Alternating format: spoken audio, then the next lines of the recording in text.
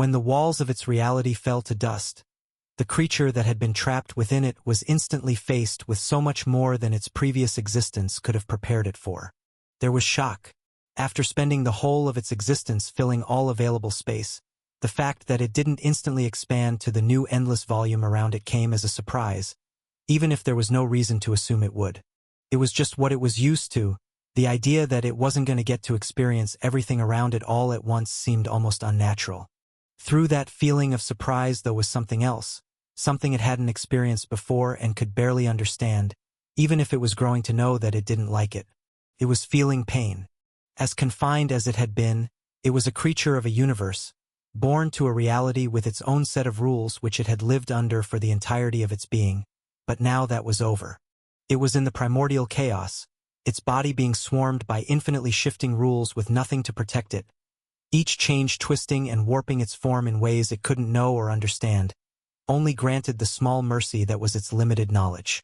Due to the reality it had been born into, it barely understood itself in a way that others would find meaningful, freeing it from the horror that being so changed would have otherwise caused it, and as it slowly adapted, the pain subsided. It wasn't just growing accustomed to the chaos without knowing it, it was forcing its rules on the space around it, the nature of its lost reality providing just a bit of structure that the endless void had lacked, keeping it safe from the greatest of dangers of its new environment, and with that bit of peace, leaving it with a question it had never gotten to ask itself before. What to do? With an infinite expanse before it, for the first time in its life it had options beyond just carrying on. Options it wanted to explore while it suffered under that newfound freedom. If it could do anything, then where would it start? Time wore on as it struggled under that freedom of choice, but eventually it picked randomly. There was something off in the distance that it would explore first, and it decided to make its way over. First just needed to figure out how to move. After it realized that the straining it had done to help break its reality could propel it further, the expanse opened up to it as it stretched out to its target, ages passing as it made its way there. This content has been misappropriated from Royal Road. Report any instances of this story if found elsewhere. Distance was another new idea to it, but it wasn't long until it fully understood that the target it selected was far. Impossibly so. If it weren't for the stimulation that came with the new environment, it would have felt identical to the first part of its time, trapped within walls with nothing to do. Within the chaos, though, something was always happening around it. While not constant like the thing it was coming upon, stuff was endlessly coming in and out of existence, born from shifting rules that a lack of reality operated on, the chaos living up to its name as it showed itself to be a place where anything could exist, even if only briefly. Watching things flicker in and out had become a pastime on its long journey, every bit of it interesting and exciting enough to make the trip smooth until it finally arrived at a new wall. Unlike the one that had been its original home, this one was huge, endlessly so. When it was close enough to touch it, it seemed to stretch across in all directions, even if it had seemed like a dot when the journey to it had first started. But now it was finally there and pushed forward to break it down. For only a moment, it had caught a glimpse. Not a reality like it had been born to, nor the chaos it had traveled to get there. Instead, it found a universe that was filled with curiosity. With its senses, it could feel things within those walls moving and shifting, interacting with themselves and changing each time in a beautiful, unending dance, enrapturing the beast born to solitude at what had the potential to exist beyond its frame of reference. Briefly being exposed to the unending beauty the multiverse contained until a sensation pulled it from its wonder. Pain, unlike anything it had felt when it first entered the chaos, assaulted it as it tried to keep pushing its way through to whatever existed on the other side of the wall as its body faced a new challenge. It had managed to adapt to the constantly shifting rules of the chaos to an extent, but the fixed rules beyond that wall were a different matter. They were too strange, too alien compared to the reality it had been born into or the new place it needed to call home. It was a place that was rejecting it on a fundamental level, letting it get only a glimpse of what laid beyond before it had to leave as its body slowly repaired itself. The pain of living in the chaos had been nothing in comparison, essentially just a new stimulus for it to wonder at. But that had been different, a suffering unlike any other that left it rushing away from the wall for fear of what it held despite the beauty that had captivated it. It didn't know or care about where it was going. All that mattered was that it was away, somewhere safe from the harm that had just been inflicted upon it, but little by little it calmed down. As awful as it had been just one time. It could already see more destinations in the distance, and as the pain it went through slowly faded from memory, it journeyed out to its next one, ready to see if they would be different. I can't think of what to make. Why can't I think of anything to make? Ben felt like banging his head against a wall as he kept drawing a blank. He was still in the process of making things, pumping out weapons for the war to be spread across the world, but he was supposed to have finished his quota for the day, letting him focus on creating whatever he desired in an effort to help grow his skills. That was the time he was meant to be pushing towards making legendary items, but in that moment nothing was coming to him. It was hard to not be uninspired though. Every single day had been making the same general things again and again. Even if he was putting his all to it, it was boring. He needed something new and different to jog his spirit. But what? I should be making weapons, that's the obvious thing to go for since every legendary one I pump out will end up in the hands of someone who can put it to use, but I'm just not feeling like making more swords or spears or any of the hundreds of other things I've been putting together. So what then? Maybe just something from Earth so I can get a bit of easier job experience? I could bring forth the world's first legendary toaster. Or maybe a microwave. It's so hard to appreciate those sorts of things till they're gone. But even if I make anything like that, it's only useful for me. Maybe a new gun then? I'm sure if I make something powerful enough an archer could manage with some practice. I could make some big, huge, powerful thing. A big, huge, powerful gun that could be used with minimal training. Okay, decision made. In building a cannon. The listlessness Head felt in his indecision disappeared as a new burst of energy came to him with the idea as he began trying to figure out the design and how Head put it together, where Head do it and how he wanted it to go. He could probably create something that would be akin to his gun rather easily, a weapon that would shoot out projectiles under the power of magic and mana, but he had a different direction he wanted to go as his minds moved to make it happen. After all, he didn't imagine any simple projectiles would be enough to get it to legendary. It needed to be something more. It was only when he was finished with the projects he was creating through his homunculi and had a design firm in his mind that he got to work. Creating the body of the weapon was in itself rather simple, at least structurally. The problem it faced as he worked to construct it was that he intended it to release a huge amount of power when fired, at a level that would destroy it if not built well. As he worked on making it, heating vast swaths of metal and preparing the enhances that would go into it, he kept the vision of the final product in his thoughts by the time it came to give it shape, the inner tube having numerous thin channels within it to create even more surface area for the enchantments it would contain, letting his main body get to work from there. He felt the sheer density of the mana being placed upon it as he pushed himself, ignoring the headache he felt forming as his full focus was directed to the project to further refine his abilities, only stopping the second it was done. A cannon that fired out not projectiles, but instead an unending beam of energy, at least so long as mana kept being pumped through it, with rainbow mana crystals already embedded into it to help with providing power. It was a masterpiece that had successfully broken into being a legendary item, with one single small problem. He had no clue how he was supposed to test it. It was in essence a laser cannon, or at least would be like it once fired, but if he was right then once a shot went off then it wasn't going to stop for quite a while, even after passing through a few different targets. Knowing that, he couldn't just shoot it in the woods, even if the odds of hitting something he shouldn't were going to be slim. So that only leaves me, yeah, that will be fine. He wheeled it out of the shop and pointed it in the only direction he knew would be safe. Up. It wasn't like the spell being shot would fall down after a while, leaving that as the safest option, even if it wouldn't let him see its penetrating power then and there. Still, it would be enough, and without wasting another second he aimed it to the sky and poured his mana into it, watching a thick beam blast out of it, tearing through the clouds above as it kept going. Yeah, that'll do. He stopped feeding it his mana before pulling it back into the shop, ignoring the looks of any passing townsfolk as he felt satisfied with a job well done. Hey Myriad, you around? I've got a fancy new tool that could use a good home. I have time. Oh, might have gotten a little too distracted. Oops. Tell them he'll be right there. He had only one other thing on his agenda for the day, and with his god pointing out that he was in fact late, Ben rushed through the gate to Thera's family home, giving friendly hellos to the staff as he ran past them before getting to the lawn outside where over 60 people were waiting. Unauthorized use of content. If you find this story on Amazon, report the violation. More than I was expecting.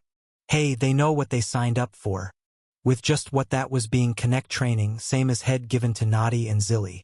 Ben had brought up the prospect of doing it with Myriad back when that had been happening, and it was finally time to put it into practice with a larger group there than Head honestly expected. Still, guess I better make sure to squeeze a level or two out of them. Maybe I should have dragged Sakhel along too.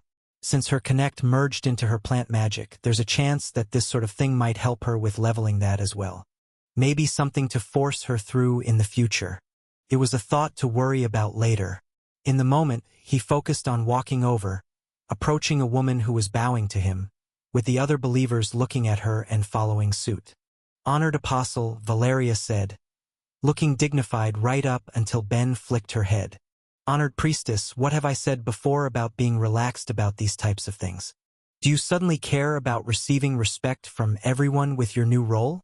No, I suppose it's a little uncomfortable, she admitted, having had to deal with plenty of it after becoming the High Priestess of Myriad. Exactly, so none of you stress. Let's see, I feel like I see a couple new faces in the crowd, which is a nice surprise. So for those of you who don't know me, I'm Ben, Apostle and good buddy of our favorite cube in the sky.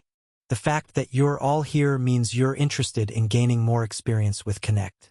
I'll be doing my best to get another level or two out of all of you today, but it's going to be intense. If at any point you want to quit, just do it.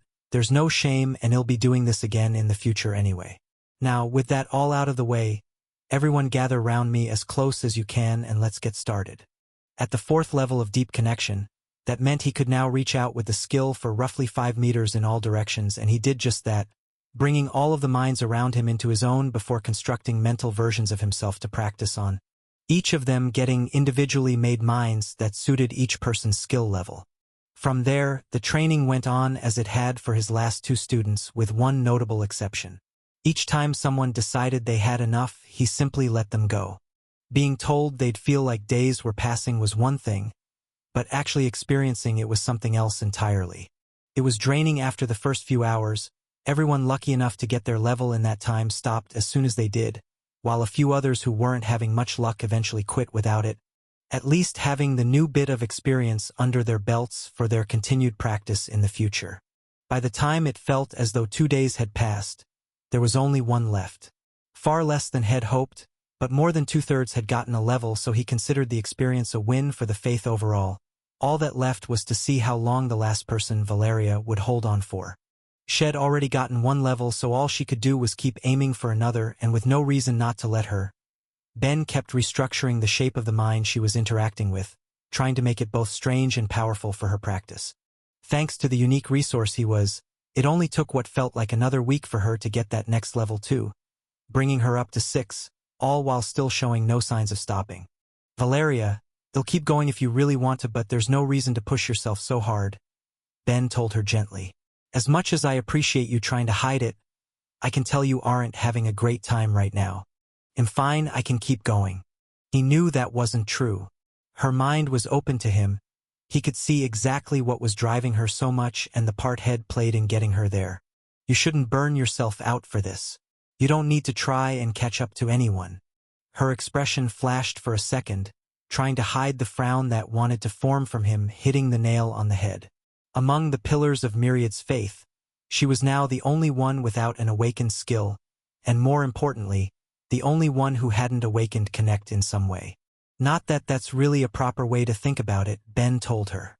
Sure, Sakhel technically awakened Connect, but it was only at the 3rd level when it merged into her plant magic while it was awakening. You got the skill after her and got to the 4th level back when she was still at the 2nd. You're tremendously talented with it, you don't need to force yourself, nor do you need to worry about awakening it. Myriad doesn't care about that, and neither do I. But I do. I'm helping represent our faith now. I want to be someone the others can look at with pride. You already are.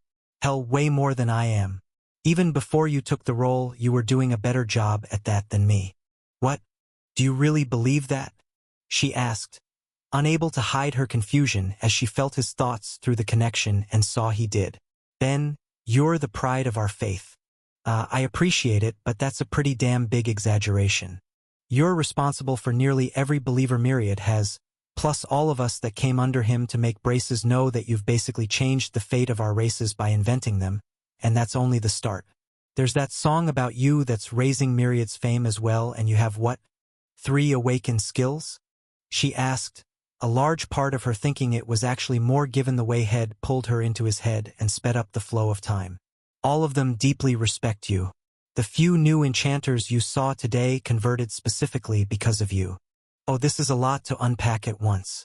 Okay, when in doubt, ignore it and move on with my life. Okay, but none of that matters. Whatever achievements I have, I'm not a great apostle. You're actually connecting to the believers as people that's worth way more. You don't need to try and live up to your idea of me. Maybe, but I want to try. He could only sigh as he broke off the connection, speaking to her once again in the real world. Fine, but we're not getting all of that done today. You need a break, and I've had my fill of torturing people with Connect. If you're really that determined, I'll come back and practice with you for a couple hours of real time each day until we get you awakened. At least that final bit shouldn't be too hard. Comparatively, at least. He once again felt a sense of deep gratitude for his Awakener title as he left for the day, not at all displeased with how things had turned out. Even if plenty of the believers hadn't been super enthusiastic about things, the one that mattered most for the faith was showing a good level of drive. Add in that she wanted to keep going with it, unlike his previous students who had been forced into it all under the command of their God, and he couldn't help but feel like it was going to be a worthwhile experience.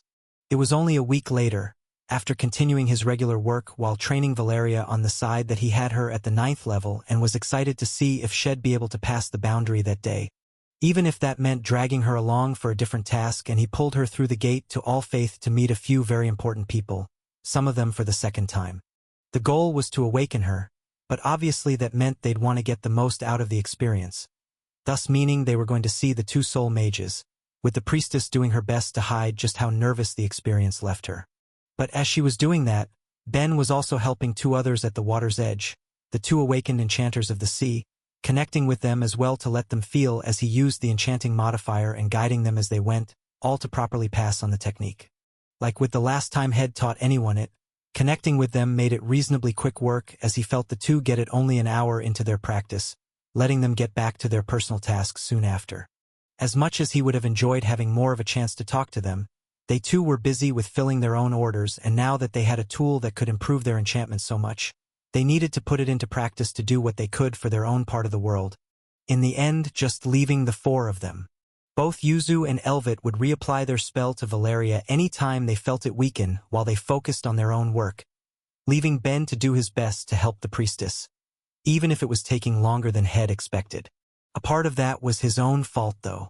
Even if he was exposing greater and greater bits of his mind to her, he was being mindful of her state and safety, not forcing her skill to confront anything too massive from him for fear of what it might do.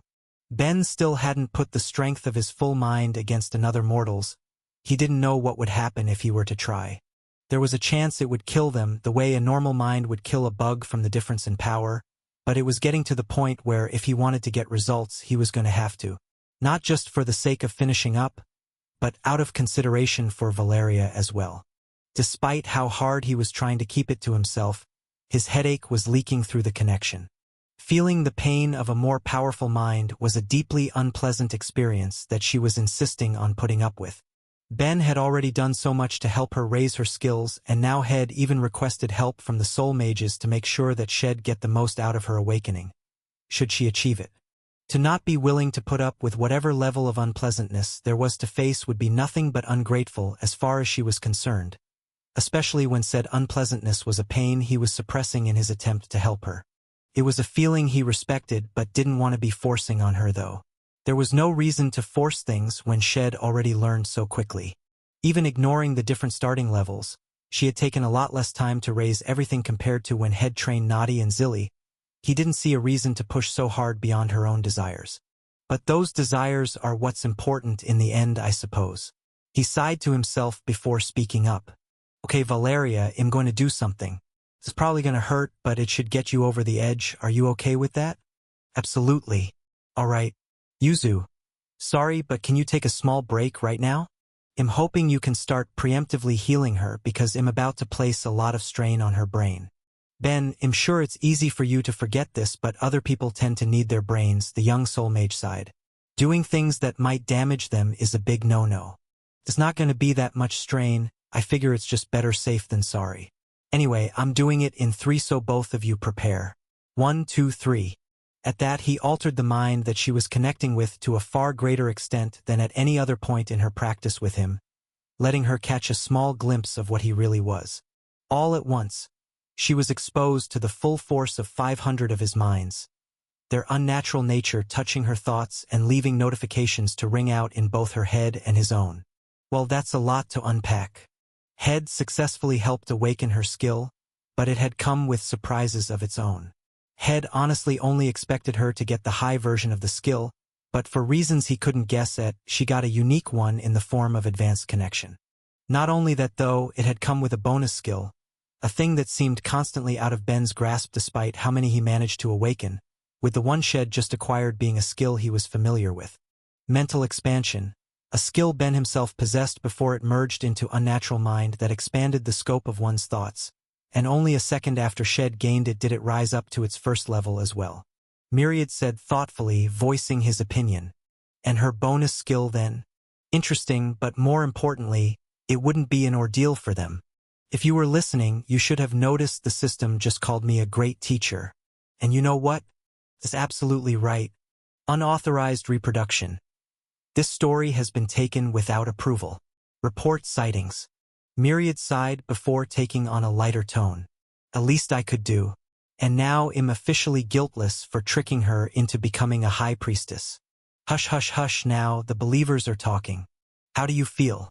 Ben asked her, seeing that more than anything else she was stunned, even as she suffered under a sudden and intense migraine that Yuzu was rushing to treat.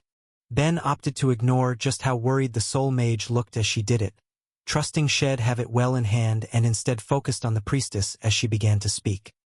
Sore. And strong, really, really strong. And different. Feels like something happened in my head. That would have been Ben nearly destroying part of your brain. Yuzu chimed in as Valeria shook her head. Not just that, it feels like a difference in my thoughts, I guess. That would be the mental expansion you just got, Ben explained. It lets you think in a broader way, to put it simply. Don't worry, it's helpful and you'll be feeling used to it in a day or two. Ah, all right. It was only after a second that a look of realization overtook her, her eyes widening and her head taking a bow. Thank you so much for this. I don't know how to repay you. There's no repaying, we're members of the same faith. Just work as hard as you can for Myriad. That's all I want. The answer filled her heart with pride to hear, Valeria having no way to know that Ben directing her thanks towards working for Myriad had less to do with his love of the faith than it did his desire to have as little to do in it as possible. But it had the desired effect as she began praying then and there. It's fine.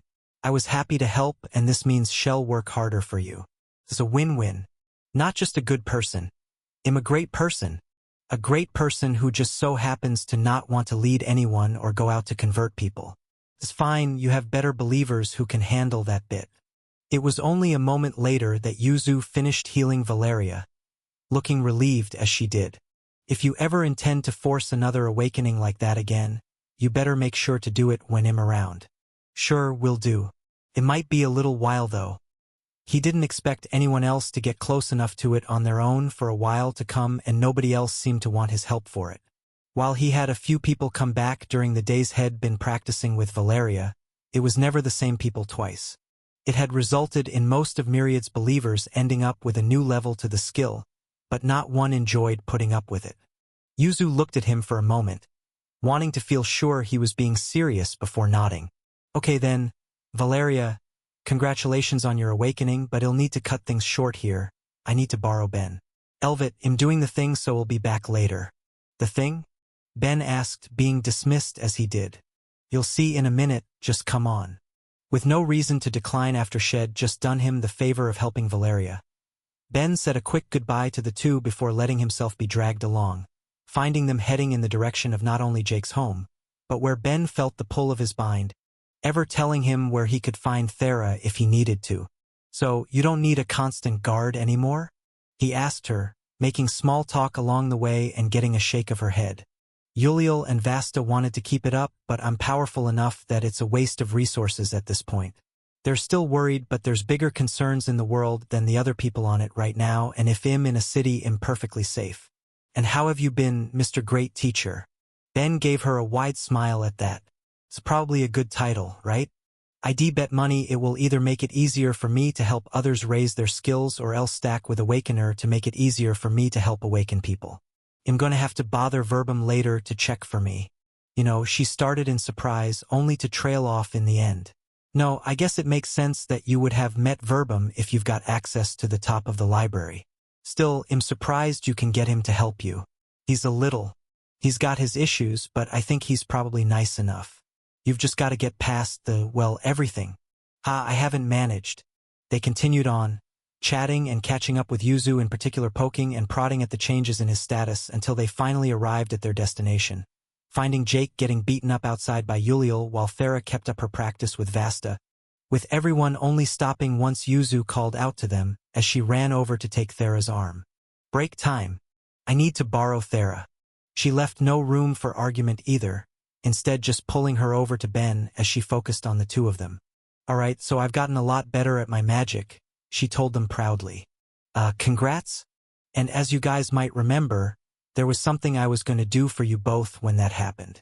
The two looked at each other, neither immediately sure of what she was talking about until one option clicked in Ben's head. Something only soul mages could do that Elvit had already done for them both. Are you giving us your blessing? That's right. There's still enough time to take advantage of it, so Thera first, what do you want? The blessing of a soul mage wasn't as powerful as a proper god's, only able to be directed at one aspect of a status, so the sudden decision caught her off guard. But it was only a second before she had her answer. They'll take it to my mana regeneration. Thank you, Yuzu. Make sure you become super strong since I'm doing this. Okay? And Ben? Same please. Yuzu, you really are the best, Ben told her, immediately enjoying the feeling of getting the new blessing, even if it wasn't going to have an immediate effect. Just knowing he'd gained one more felt good, with that feeling only breaking as he noticed Yuzu start to fall, and he rushed out to catch her before she'd hit the ground. Thera immediately started looking at her, trying to figure out if it was simply mana exhaustion from the spell, or if something else was wrong, and was only able to relax as Vasta rushed over. Don't worry, that spell just takes a bit more out of her than you'd expect, she explained, taking Yuzu from Ben. It's never easy for a soul mage, but she probably could have used a little more practice with it before thinking she could do it twice in one day. Still, she'll be fine. Is there anything we can do to help in the meantime? Thera asked, immediately feeling guilty that her friend had just exhausted herself for her. Don't worry about it. Thera, well, cut your lessons here for today, so go home and relax. It looks like you'll just need to nurse this child a bit. Calmed by Vasta's casual attitude about the state of the soul mage but still feeling unsure about just what happened, the two went home for the day, trying to leave the small bit of worry they felt behind. Verbum, Ben said as he snuck behind the other summoned, making the man jump. Damn it. Why are you here this time? He sighed. No, I get it. You're here to find out about your newest title, right? You got it. Bestie, do you mind? We aren't besties. We aren't even friends. Verbum.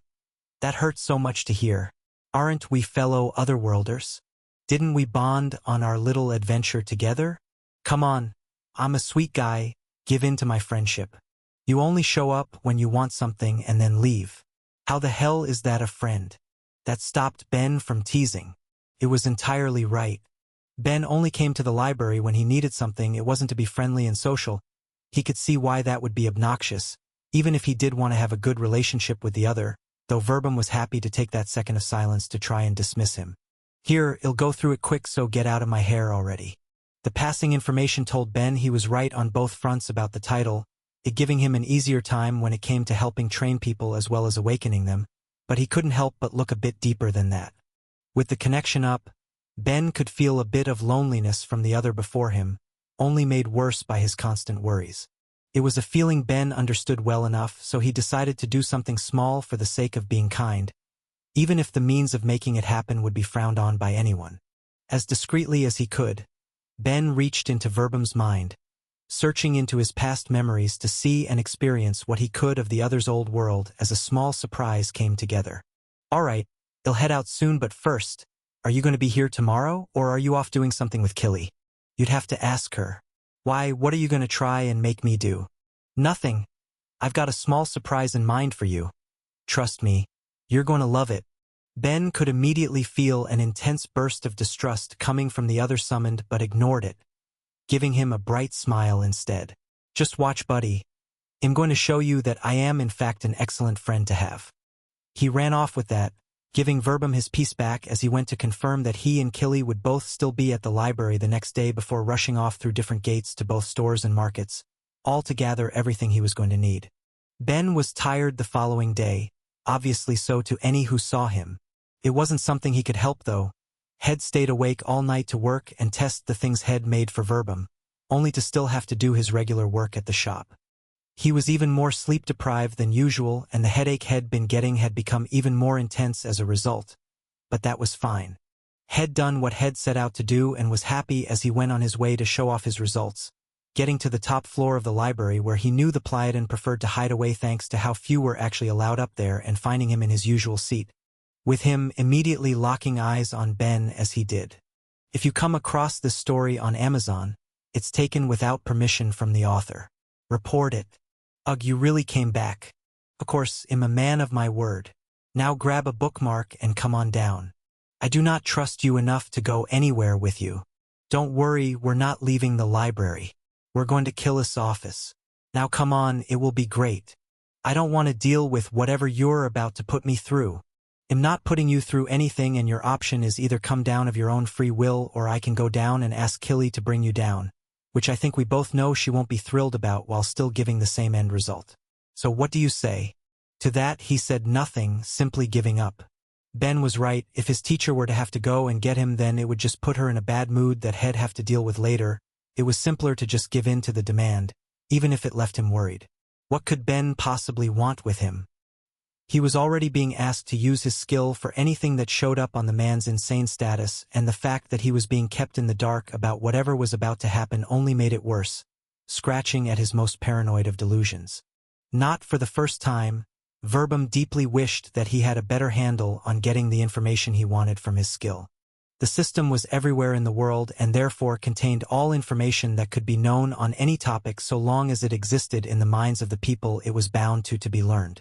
If he could only ask it the questions he wanted in a precise enough way, he should have been able to learn anything, but the miles of text that always ended up coming with it made it a nightmare to try and parse through. Not the sort of thing that would let him get some answers as he walked down a few flights of stairs. He could feel his nerves screaming at him by the time they were in front of Killis' office, but by then it was too late. Ben knocked on the door and Killy called to invite him in, letting the mystery of whatever he had in mind come to an end. Ben, what do I owe the pleasure? Should I take it you're looking to borrow Verbum? I'm not a book to be loaned out. Yes, but socializing more would be good for your emotional development, and Ben likes you. It's nothing but a positive for you to join him. Well, I'll keep that in mind, but that's not why I dragged him down here, Ben said cheerily, surprising Verbum and leaving him to wonder what the actual reason could have been before he went on. Killy, I know eating is generally just allowed in the cafe, but is it okay in your office? As long as you're careful, I suppose. Why? I made you guys some food. I was hoping you'd enjoy it. It was from there. Ben pulled out a few boxes of food He'd spent the night cooking. All of it still warm thanks to the enchantments on his spatial bag that slowed down the flow of time within it. To Killy, it seemed like just a surprising, although lovely, meal, but Verbum saw something different. Each of them was a recipe from his homeworld he had loved, looking perfect in their presentation and smelling the part as well. He felt emotions welling up inside him as he reached out to pull from the first dish to have a bite, finding the taste perfectly matching his memories when He'd never thought He'd get to have it again, and felt tears welling in his eyes. How did you do this? I picked up some passing thoughts in your mind, so I decided to do my best to replicate them for you is all. After all, cooking falls under crafting, and you happen to be lucky enough to know the best craftsman on the planet. I figured it would be a nice way to show I appreciate you helping me out. So what do you think? The Pleiadian didn't say another word, instead just enjoying the food while tears fell down his face. Remembering a home he had lost as his teacher just rubbed his back. Killy gave Ben an appreciative smile, and after a bit, Verbum managed to squeeze out a single word. Thanks. Don't mention it, I know how nice it can be to get a taste of home. I've got all the recipes recorded for you too, so if you have any cooks they should be able to make them easily enough. Even if they might have to go through a few gates to get some of the more unique ingredients, but he'll hand it off when we're done. For now though, let's dig in while it's fresh. He handed a plate to Killy, letting her also sample everything before Ben took his own, and they all enjoyed just a bit of time over a peaceful meal, forgetting all of the other problems in the world for just a bit. Ben, you really can be such a sweet boy sometimes. You know that? Myriad sighed. It's a shame you use so much of the rest of your time to be a bastard. Excuse you, bastardry doesn't even take up an hour of my time a day. I have brief bursts of it every few months or weeks at most. Sure, but when you do, I'm left remembering them for weeks after. Sounds like a you problem. I basically forget the second I'm done. That really was a nice thing you did for Verbum, Hellori agreed, not adding her own opinion on the topic of the rest of Ben's attitude. It might be worthwhile to get you to do that for the rest of the summoned if you can. It would be good for morale. With what time? I had to skip sleeping last night to make that happen. Doing that for 200 people would break me. As if you aren't already breaking. She shot back before walking over to him to plunge her arms into her chest. You're still getting headaches, I take it? Off and on. They really aren't that bad. Except the strain to your mind is beginning to extend to your soul, which on the one hand shouldn't be that surprising since that's what you're actually thinking with, but on the other is still troubling. Okay, consider me troubled. How worried should I be? Probably not at all, she admitted. A little strain isn't going to hurt you, at least not in a case like this, even if it's bizarre to see. I don't even know how you're managing this right now. It doesn't make sense. Okay, I'm going to take that as it's fine. The headaches are infrequent anyway, so it's probably not a big deal, and Yuzu would have said something the last time I saw her if it looked worrying. Speaking of, is she okay? She's fine, Myriad reassured him. Giving a blessing just creates a different type of strain compared to casting a normal spell. She'll need a few days to recover from it, but her teacher will be able to help speed things up on that front too. Okay, cool then. With nothing else on his mind, he was prepared to give them an easy night while he focused on whatever books they could make him. But he felt Hellori fidgeting. The sensation made all of the worse thanks to her arms still being inside of him. Something on your mind, Hellori? And if you're done, can you pull those out? I have a favor to ask, she admitted after a second's hesitation, leaving his side to go back to sitting atop Myriad. Okay, what is it then? He felt a little on guard. The fact that she was hesitating to just say it couldn't help but make him suspicious. But the actual request seemed harmless enough. With the next wave coming, I was interested in having my main church renovated to help ease the minds of any of my people who are going there to seek comfort. Obviously, you're the first name that came to mind. Wait, is that all? That's fine. Geez, with the way you were hesitating, I was worried you might have a secret grandchild too. Stolen content alert. This content belongs on Royal Road. Report any occurrences. Absolutely not. Cool, so what's the issue then? With the war efforts in full swing and given him a smaller goddess, I don't actually have much I can pay you for your services. It felt shameful for her to admit that, especially when what she was asking for was an entire renovation, but if she wanted it done by the best option she had available, then she didn't have much choice. All she could do was hope that he'd be a bit flexible on prices if he'd be willing to do it, and waited while she watched him think, getting an answer that surprised her. Okay, you don't need to pay me, I'll do it. Wait, really? Is that so surprising? A little. Unlike some other gods, she didn't particularly hold any of Ben's greed against him, but that didn't mean she expected to be spared from it. Since she didn't have much money, Shed thought he'd try and get her to spend some of her faith to raise one of his attributes. The fact that he was going to do it without trying to negotiate was a bit of a shock. Why? You're my pal. I don't mind helping you out when I can if it's nothing crazy. Of course, there is one thing I wouldn't mind. She waited as he paused, feeling like things had gone back on track. Of course Ben would want something. This was surely where he'd asked to have an attribute raised, but instead he surprised her again. Just tell me what a good student I've been. What? Whenever I ask you to teach me something, I do my best to learn it, but to this day you still deny it every time I talk about how great a student I am. Cuts me deep, Hellori. I just want to feel appreciated. He looked at her with earnest eyes, leaving her feeling almost guilty. Anytime He'd say something like that, she'd always brush him off. But would it really be so bad to just give him some approval? With all the work he did, how could it be? Trying her best to show her own sincerity, she once again jumped off Myriad, walking over to Ben to pat his head. You've been an excellent student in the couple years I've been teaching you now. I'm very proud of you. It would have felt like an incredibly sweet moment too, if the notification that rang out didn't immediately ruin it. Looking at him through narrowed eyes, seeing him try to keep the thrill of the title from his face, only one thought came to her mind. You planned this. A little, he admitted. I thought I might get one if you ever properly acknowledged me as your student, but it really did kind of hurt that you never did, you know. You are actually the worst. But I'm going to be renovating your church free of charge, with the only thing I got being a title.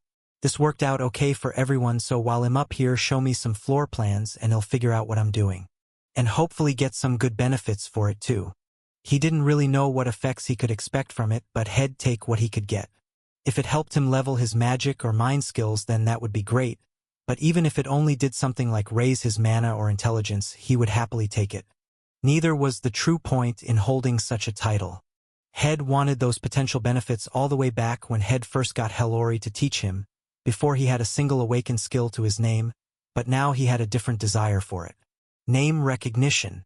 Enough parts of his status got him in trouble from people randomly finding out what he had, not just every part that was related to his sacrilege in some way, but both his enemy titles along with others that placed him as some sort of adversary to the gods, with only his apostle title to really improve his image. Now though he had another defense, no matter how small it might have been, that would hopefully make anyone who managed to get a peek at what he was to pause before acting too rashly. He was officially no longer just the apostle of the god Myriad, but also the student of the goddess Hellori. Add in all of his blessings and the few other positive titles he possessed too, and hopefully if he was ever in a bad situation again, it would be enough for anyone to give him a chance to explain himself before things came to blows. And in a pinch, this might help me if I ever need a favor from anyone in her church too. I already get on well enough with her and her apostle, so it's not like that was a major worry. But it never hurts to have the benefit around if need be. You've given me something worth way more than money here, Hellori, so just you wait. I'm gonna make your church a masterpiece. Just right here then. Yeah, that's fantastic, thanks Abris. After Head finished his work for the day, Ben popped through the gate to Analia, immediately hunting down the Great Spirit for the wide range of materials he was going to need for that day's project and getting his help to move it all through another gate to the city where Hellori kept her main church, placing a few heavy crates of materials outside before Abris parted to get back to his own work. Which leaves me to see what I'm dealing with. During the night, Ben had at least been given the dimensions of the place He'd be working on, finding it to be large but not overly so. More akin to a local church one would find on Earth rather than a grand cathedral, but that suited him plenty. He had ideas that He'd be able to finish by the morning so long as he worked hard, and then he could go back to his regular tasks. So that also means another sleepless night for me. Just thinking about it left him tired, but that was just life. He had work to do and he was going to need to squeeze everything else into what little bits of free time he had, which in that particular case meant when He'd normally be asleep, but rather than dwell in it he decided to get to work, letting himself into the church and seeing what was inside. Hellori, if you're listening, I want you to know I'm personally offended you call this your head church when it's in a state like this. There was only a single artistic flourish to it, the statue head made of her back in the Earth Tower, but otherwise it was nothing but a room with some seats along with a podium for any priest to speak at. Or, in the case of the only other person there, an apostle. It's been a while, Apostle Ben greeted the only one making use of the space, a bright blue starfish man that Ben hadn't seen since he had taken part in the crafting competition what felt like so long ago now. Good to see you again too, Zyzel, Ben said in return, hiding any exhaustion and showing his own friendly attitude. How are the kids? Growing quickly, that's for sure, he laughed. My partner already wants more. Ben tried to keep his expression neutral hearing that, remembering full well that having more kids would entail eggs being laid in the apostles' flesh to eat their way out once they hatched. Well, hope that goes well for you. I'm assuming Hellori told you why I'm here? She did. I'm at your service if you require any assistance. Thanks. I'll let you know if I need anything, but I don't think it will be too bad. Give me just a bit. He dragged in the few crates he had waiting outside before cracking them open, finding everything had requested. Hundreds of pounds of colored stones and crystals, all ready for his use. As poorly as he felt about the fact that Halloras Church had been left barren for likely hundreds of years, it did make things easy in some ways. He wasn't going to have to break things down or throw anything away. He could simply get to work as he let his imagination go wild.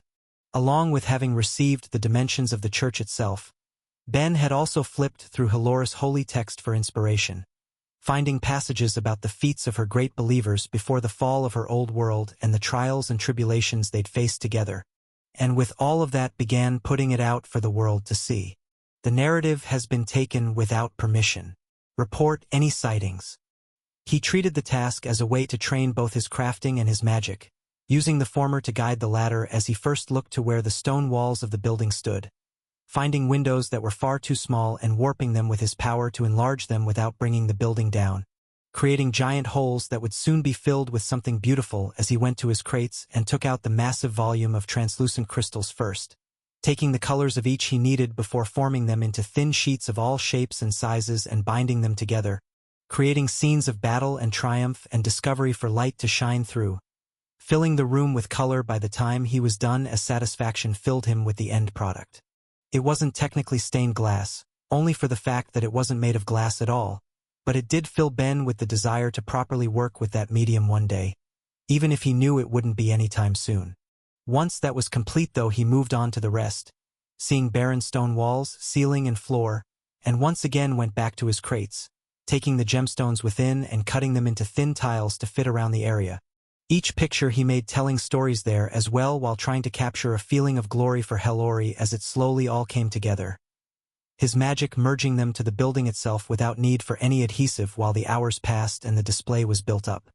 By the time he was done with most of it, he was able to notice no more light drifting in through the windows, the night having long since fallen, though Zyzel was still there watching.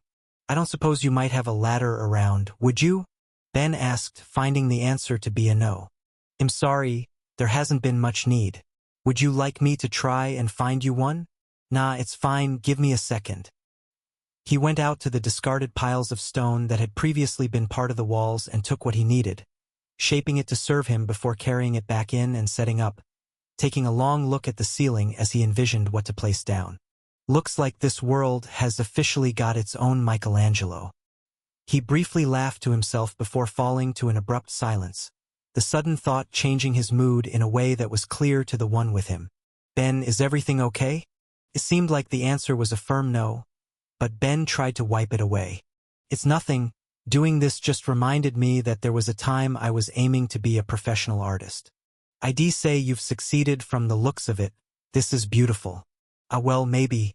It's just a little different, but sorry. Ignore me. I'm just in a bit of a weird mood. He was now manufacturing hundreds of weapons each day to help with a war. Even though he loved blacksmithing now that he was doing it, along with alchemy and wood and stone working and everything else He'd gotten to try, in that moment it just really struck him how far He'd gone from what He'd envisioned for himself back on Earth. A feeling he was doing a terrible job of keeping to himself. Then tell me about it. It's what I'm here for after all. There's nothing to tell. Life and death just don't always go as expected. Ben appreciated the offer, but it was something he didn't know how to talk about. A sudden feeling that he was sure would leave just as fast as it had come upon him, so he did his best to ignore it the only way he knew how. Getting back to work. He knew where he wanted to place each tile already, so he did it as mindlessly as he could, letting himself get lost in the task until it was finally finished, the design of Halloras Church complete. The building had changed from a barren landscape to a work of art, every inch of it dedicated to trying to show off the goddess Grace, and Ben couldn't help but feel a bit of pride. Hallori, you around yet? Come on and tell me what you think. You missed 8 then, but aside from that, it's just a fun little Easter egg. It's basically unnoticeable unless you're specifically searching for it. Even if she wasn't showing it, she really was thrilled. There weren't many artists who gave her faith, let alone any with an awakened skill, so to have Ben do so much to liven the place was more than she'd hoped. certainly enough that she didn't mind a few subtle depictions of Myriad snuck in there. No problem. Now we'll just squeeze in a quick nap. I don't have time, do I? Okay, never mind, back to Stonewall and back to work, I guess. After finishing his regular work for the day, Ben was once again left wondering what he should do. If he was being true to himself, the answer was sleep. Staying up all night to renovate the church after a full day of making weapons, only to move into an entire new day at the forge, was taking its toll. He was tired, and just as importantly, still feeling in a weird mood. He wanted to rest. The issue with that, though, was entirely himself. He still wanted to train his skills to keep growing, and just as importantly, he knew his work had value. Any bit of practice that could improve himself would immediately be worthwhile if he got another level in any of his core skills, letting him make better items even quicker. Taking a break then would be a waste of time, even if a not insignificant part of him wanted it. It was as he was struggling between those two sides that Myriad came into his thoughts and made the decision simple with only a few small words. Ben didn't need to ask for more context. There was only one statue that his god would describe like that, and had been waiting for months for it to happen. The statue in front of the Church of Aneth, placed there as punishment for the attempted murder that had taken place in the past. Letting himself catch up on sleep immediately stopped being an option. Ben had plenty of ideas for how he wanted to make the new statue to replace it, ideas that were sure to make Felth's face crumple in despair, meaning Ben couldn't resist the call of his work to get it out there just a little sooner, and immediately began. Like the past options, Ben was going to be making it ridiculously expensive, even more so than the ones Head already made, but he couldn't resist the fun that would come from adding a false sense of security to it that the others hadn't held. And to make that happen, he created the first part of the structure, a minigate. The idea was simple. While the outer shell would of course be made of the most expensive parts money could buy, the inner part would be mostly hollow, and the mana cost to keep it in the air would be low, or at least they would think. By having a gate within the statue, Ben would be able to add some more Bujal to suck away the mana being put into it if he ever wanted the statue to come down. Either if Aneth specifically did something to annoy him, or else if Ben just needed the pick-me-up. It was devious, all the more so since the presence of a gate within it would make the statue a legendary item, thereby boosting the price an astronomical amount, but Ben didn't care. All of his interactions with that god and church had been firmly in the negatives. He fully planned on getting all of the revenge he could for as long as he was alive. And if I have the gate at the top of the statue, I could technically just keep dropping stuff through on my end if I really want to. Could definitely cause some chaos if I plan this right. Wait, really? But that one wasn't even made to be as destructive as the first? This is basically not my fault. Thanks for the heads up. That sounds like it has a dangerous risk of killing some of my fun. They'll have to plan around it. It wasn't like it would be hard to think of ways to slip past everyone either. All it came down to was the route he wanted to take, and he had plenty of time to figure out how he wanted it to happen. After getting home late that night and asking Thera if she'd mind helping him with Transport Plus, making sure nobody would try to murder him the next day, Ben got his usual sleep, letting his body rest but not his mind before going back to work the next day until he and Thera were both done to fly off the newest statue, getting to the Church of Aneth after a few far too short hours. Just try not to let anyone kill you, Thera sighed, remembering how the last time had ended and fully expecting a repeat. Not to worry, it will be fine. Just give me a minute. They were both parked only a little bit away and got out to approach the church, Ben going on ahead with the statue in his arms as he surveyed the damage. Myriad had been right about the level of destruction. Half the church had collapsed with the impact, leaving the space essentially unusable, with the area being swarmed by priests, each of them ready to talk to Ben in the politest tones they had to while directing him to a place the statue could go instead of letting him put it wherever he wanted. Many of them were even eyeing Thera, trying to tell if they were properly recognizing her as his companion or if she was just another onlooker who'd come to gawk at the destruction. Not one of them noticing as Ben casually walked by with statue in hand. He wished he could have attributed it to some sudden growth to his stealth proficiency, but it was completely uninvolved. Instead, all credit went entirely to what Head made. A mithril fabric enchanting with a combination of invisibility, light, and dark magics, all working in tandem to ensure he went unnoticed as he slipped by, searching for the perfect place to put it. Dropping it in the same location as the last two times was no longer an option. simply because there really would have been no way for anyone to power it. The window they'd had to lean through in the past was simply gone, as was the front wall of the building as a whole. That managed to create a far more unique of an opportunity, though as Ben instead went inside the church itself and placed the statue down before taking off its covering and activating the enchantments on it, letting it rise up to a new ledge for someone to stand on, the partially collapsed second floor of the church itself. The story has been illicitly taken. Should you find it on Amazon, report the infringement. None there immediately noticed, and Ben used the time to slip past them all again, trying to keep from whistling a cheery tune before deactivating the enchantments on his clothing to make it look like he'd just come from around the corner. With the eyes of the priests lighting up with fear as they locked on to him, a few instantly running off to go find Felth. Well, isn't this a royal reception? He laughed as he stood beside Thera, giving them all a wave. I see some familiar faces here too. Did you miss me? Oh, who am I kidding? Of course you did. There really is no bond stronger than that between the churches of Eneth and Myriad. You are 100% asking for one of them to try and murder you again, Thera muttered as Ben worked the crowd, seeing both rage and defeat in equal measure amongst them all. I mean, that would get me a little more money when they fail. The Church of Eneth had already sent the funds for the last statue, and from the looks of it managed to get it together by selling the rest of the church's finery. Even if Ben guessed, they still needed to pull from other sources after the fact. Be it from other churches worshipping Eneth across the lands or else from collecting funds from the worshippers themselves, Ben didn't particularly care. All that mattered was that he was being paid. It was only another few seconds before he got to see Felth sprinting out, the other apostle clearly in a rush as he looked about, seeing Ben and not immediately noticing a new statue up, which let him breathe just a small sigh of relief before slowing down to walk in a more respectable manner. Felth, buddy, Ben yelled out, giving an over-the-top wave. It's been so long. Have you been well? You don't need to answer that. I can see it in your beautiful eyes. You're positively glowing. The other apostle had to wonder just what Ben was seeing in him. Any time he looked at himself in the mirror, it felt more and more like he was looking at a corpse, but he did his best to keep that to himself, instead trying to keep professional to avoid any more slip-ups. I've already got some of the priests working on bringing out the materials for you, as requested. Now if you don't mind, why don't you let me show you a spot for your new statue, seeing as how the current area is no longer suited for it. He was curious about where this new one could be too, with a small part of him hoping that this one had been made small enough that he just wasn't seeing it over the lip of the cart, but knew something was wrong when Ben looked at him in confusion. You have a spot for me already? Well, this is a little awkward, Felth, good buddy, good pal. Since none of the priests said anything, I kind of just thought I could put it anywhere. I mean, I walked right past them and everything. Felth felt his blood run cold hearing that as he whipped to look at the other priests, all of them looking confused and fearful.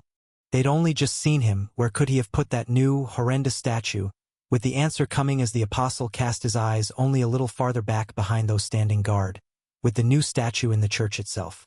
He didn't even feel himself fall to his knees. All he could sense within himself was despair. Ben intended to destroy the church.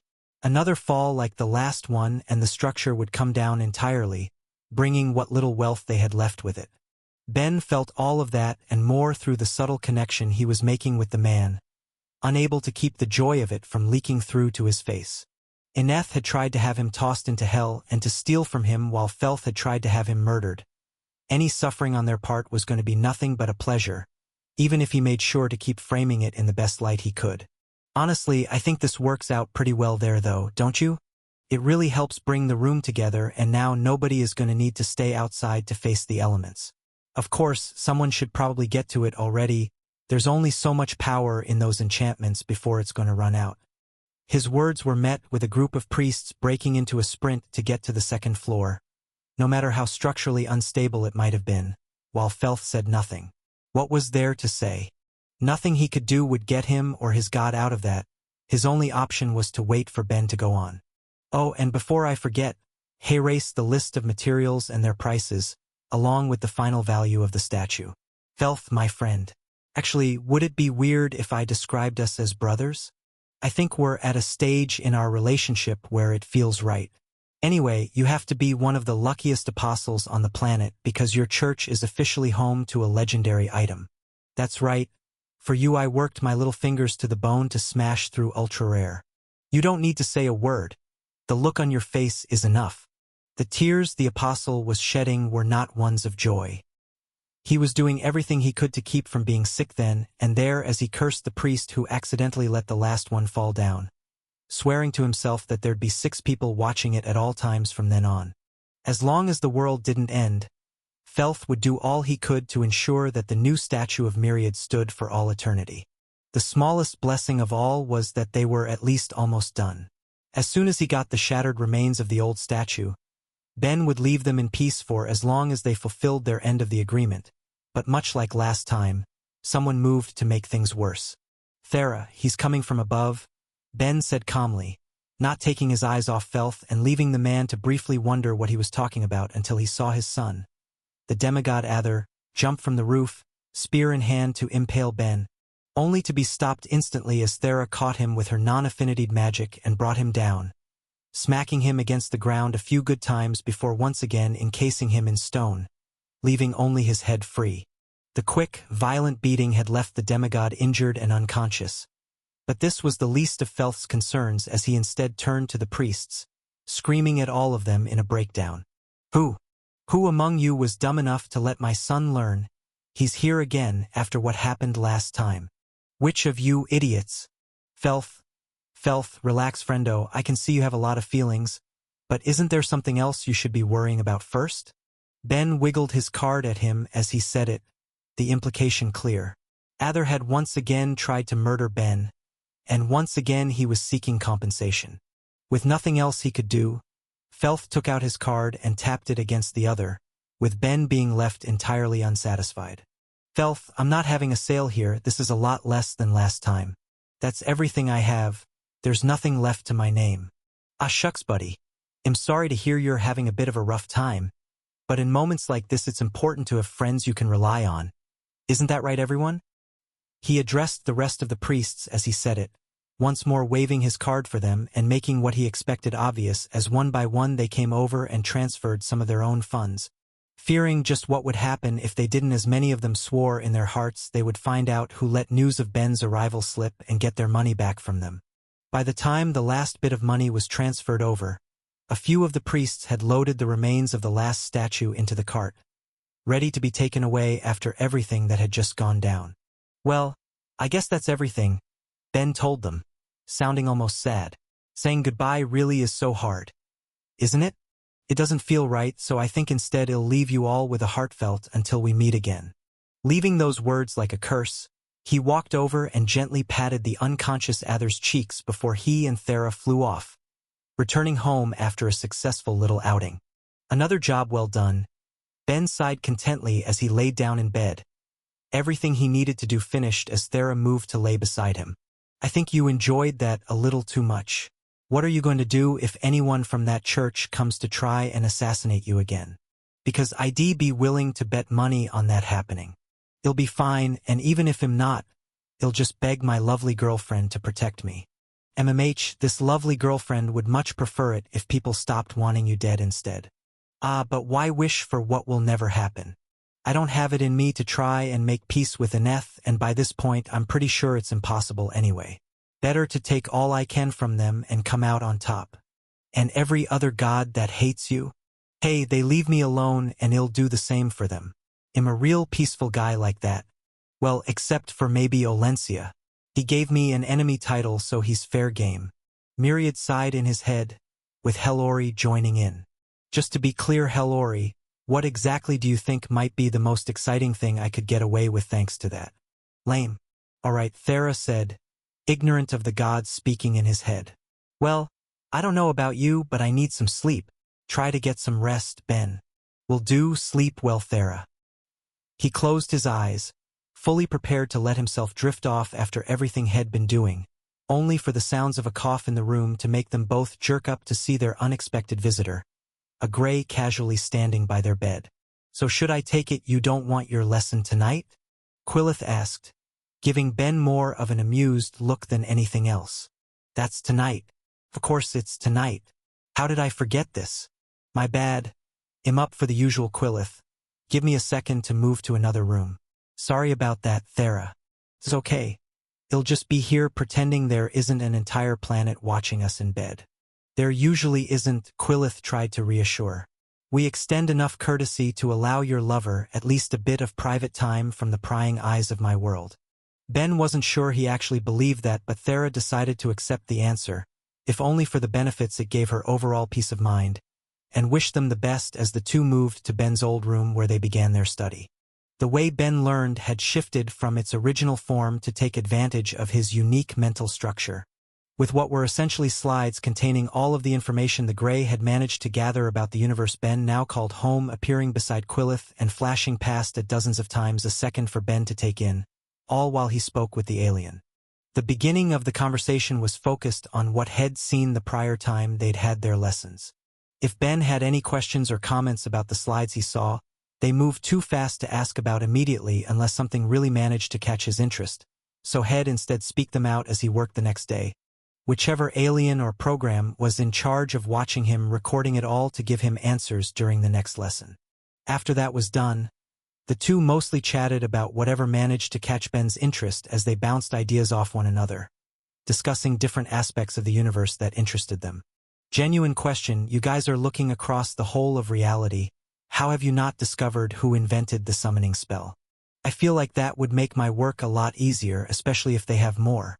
Well, 1, we haven't studied the whole of this reality yet. It should go without saying that's unreasonably big. 2, it seems whoever they were existed so long ago that basically no records of them exist since across 1,000-some-odd planets. Only 2 of their spells have been recovered. 3, in a galaxy in the middle of being conquered, it's not exactly shocking that any more evidence that might exist would accidentally be lost or destroyed. And finally 4, we still can't detect mana or the different levels of this reality with the sort of proficiency we might need to find any artifacts of whoever created it. We're working on it. And that's all very reasonable, but you're investigating other galaxies too, right? Is there really no examples of unusual spells having been cast in any of the planets you guys have looked into? Not that we've seen, but the other galaxies we've examined aren't exactly close given that with the way things look like they'll end up, it probably wouldn't be too long before the nearby ones are invaded too. If you don't come through for us, then we want to get whatever space we can to either let your demon problem eradicate itself or for us to build up the sort of force that would be needed to deal with it, even if we are still having issues on all fronts. Okay, fair I guess. Don't suppose any of the other worlds you're investigating have anything immediately useful then? Some sort of galactic superweapon that we can recreate and use here? If there was, then we'd have already told you all. It's actually a rather interesting paradox. By all accounts, this reality seems relatively young, and that fact is reflected in the advancements of the many examples of different intelligent species we see in it. But if that's really the case, who was it that made these ancient spells? We have a few theories about life that may have been birthed either the moment the conditions for it allowed or else during the rapid growth period of this universe, but to make that second option work, we'd have to assume the flow of time was different then as well, and without solid evidence of that we can't be sure. Either way, a combination of young worlds and different doctrines from the gods that rule them has led to this being one of the more advanced worlds we've seen so far. This content has been misappropriated from Royal Road. Report any instances of this story if found elsewhere. Wait, really? That's kind of depressing. There's admittedly plenty that are better off in a few different ways, but it's not applications you couldn't immediately pull off here if not for just how savage this world seems compared to plenty of others. You can't have rail systems here yet because the megafauna would be a constant danger and certain agricultural advancements would have similar issues, to give just 2 examples. Still, despite the circumstances that caused it, the fact that this world has so many gods seems to work in its favor. By being forced to work together, they can't one-sidedly impose their will on the people in ways that might slow or prevent their technological development. Does that happen a lot out there? You'd be shocked. That's an entire other issue we're facing when looking for potential alternative worlds to help us. Sure, we have candidates who we believe we could get to assist, but then we'd be trapped on their planet living under their rules. Not necessarily bad rules, mind you, but limiting.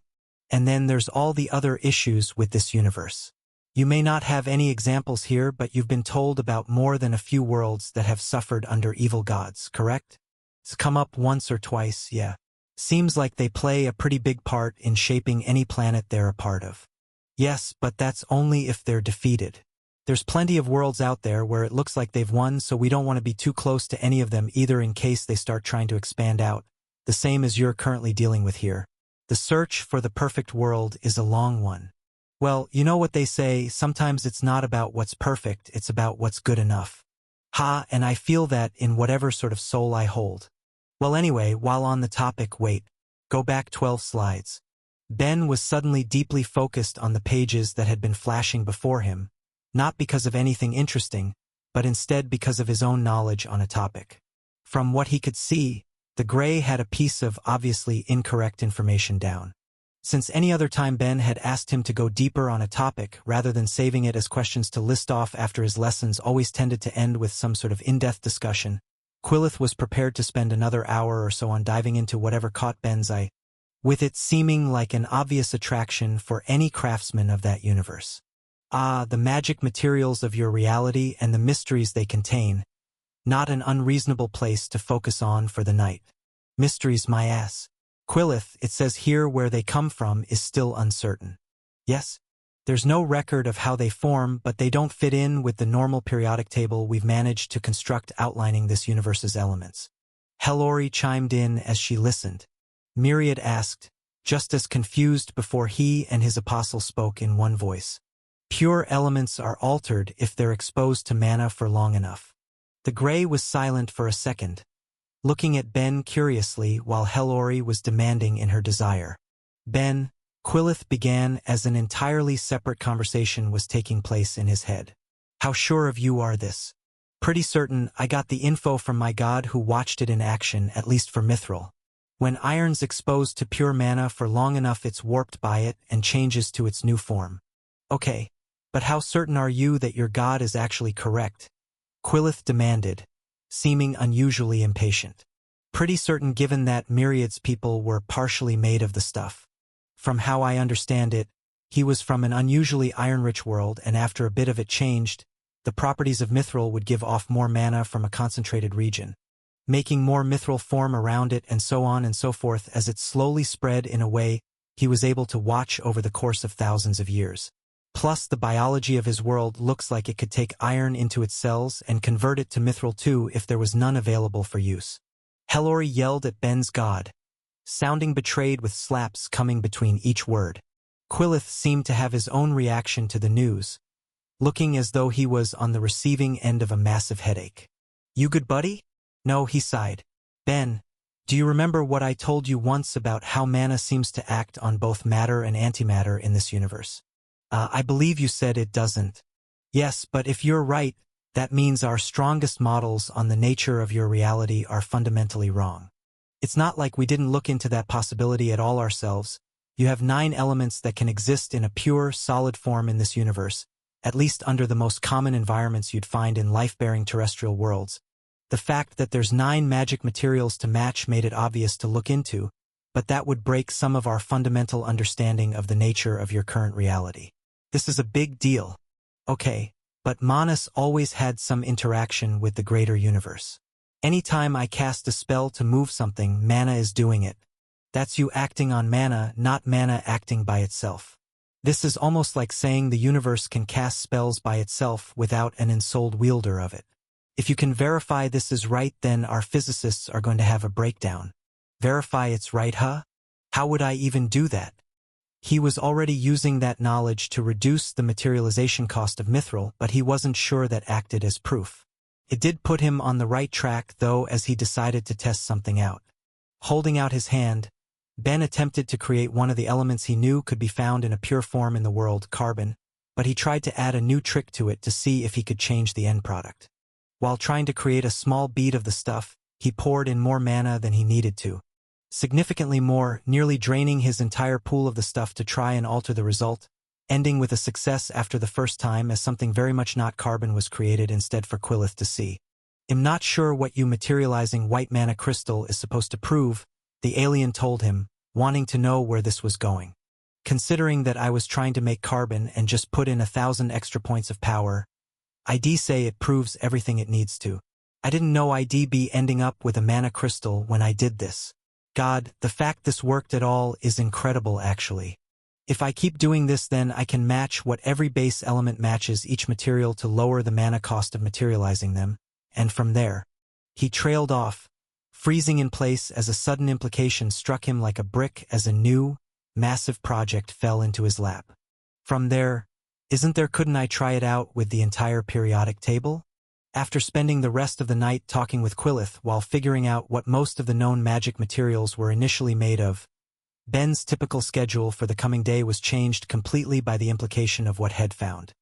He knew that the universe he was in had 90 naturally occurring elements with a few hypothetical more that could have briefly existed in the hearts of stars or formed during their deaths, meaning there were potentially that many possible magic materials out there to be discovered if he could only create them. It was exciting, engaging, and more than a bit dread-inducing. Even if he succeeded in creating them, they'd have to all be thoroughly tested to confirm their effects, lest he accidentally create some sort of super death stone that was going to absorb the vitality of all life around it.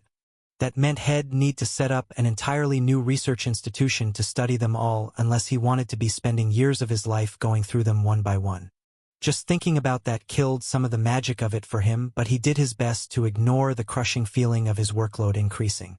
This was too important to ignore, so after thinking of the best way to do it safely, he and Thera went to her family after breakfast, his girlfriend too curious about such a potentially major discovery to not want to see where it would lead with him.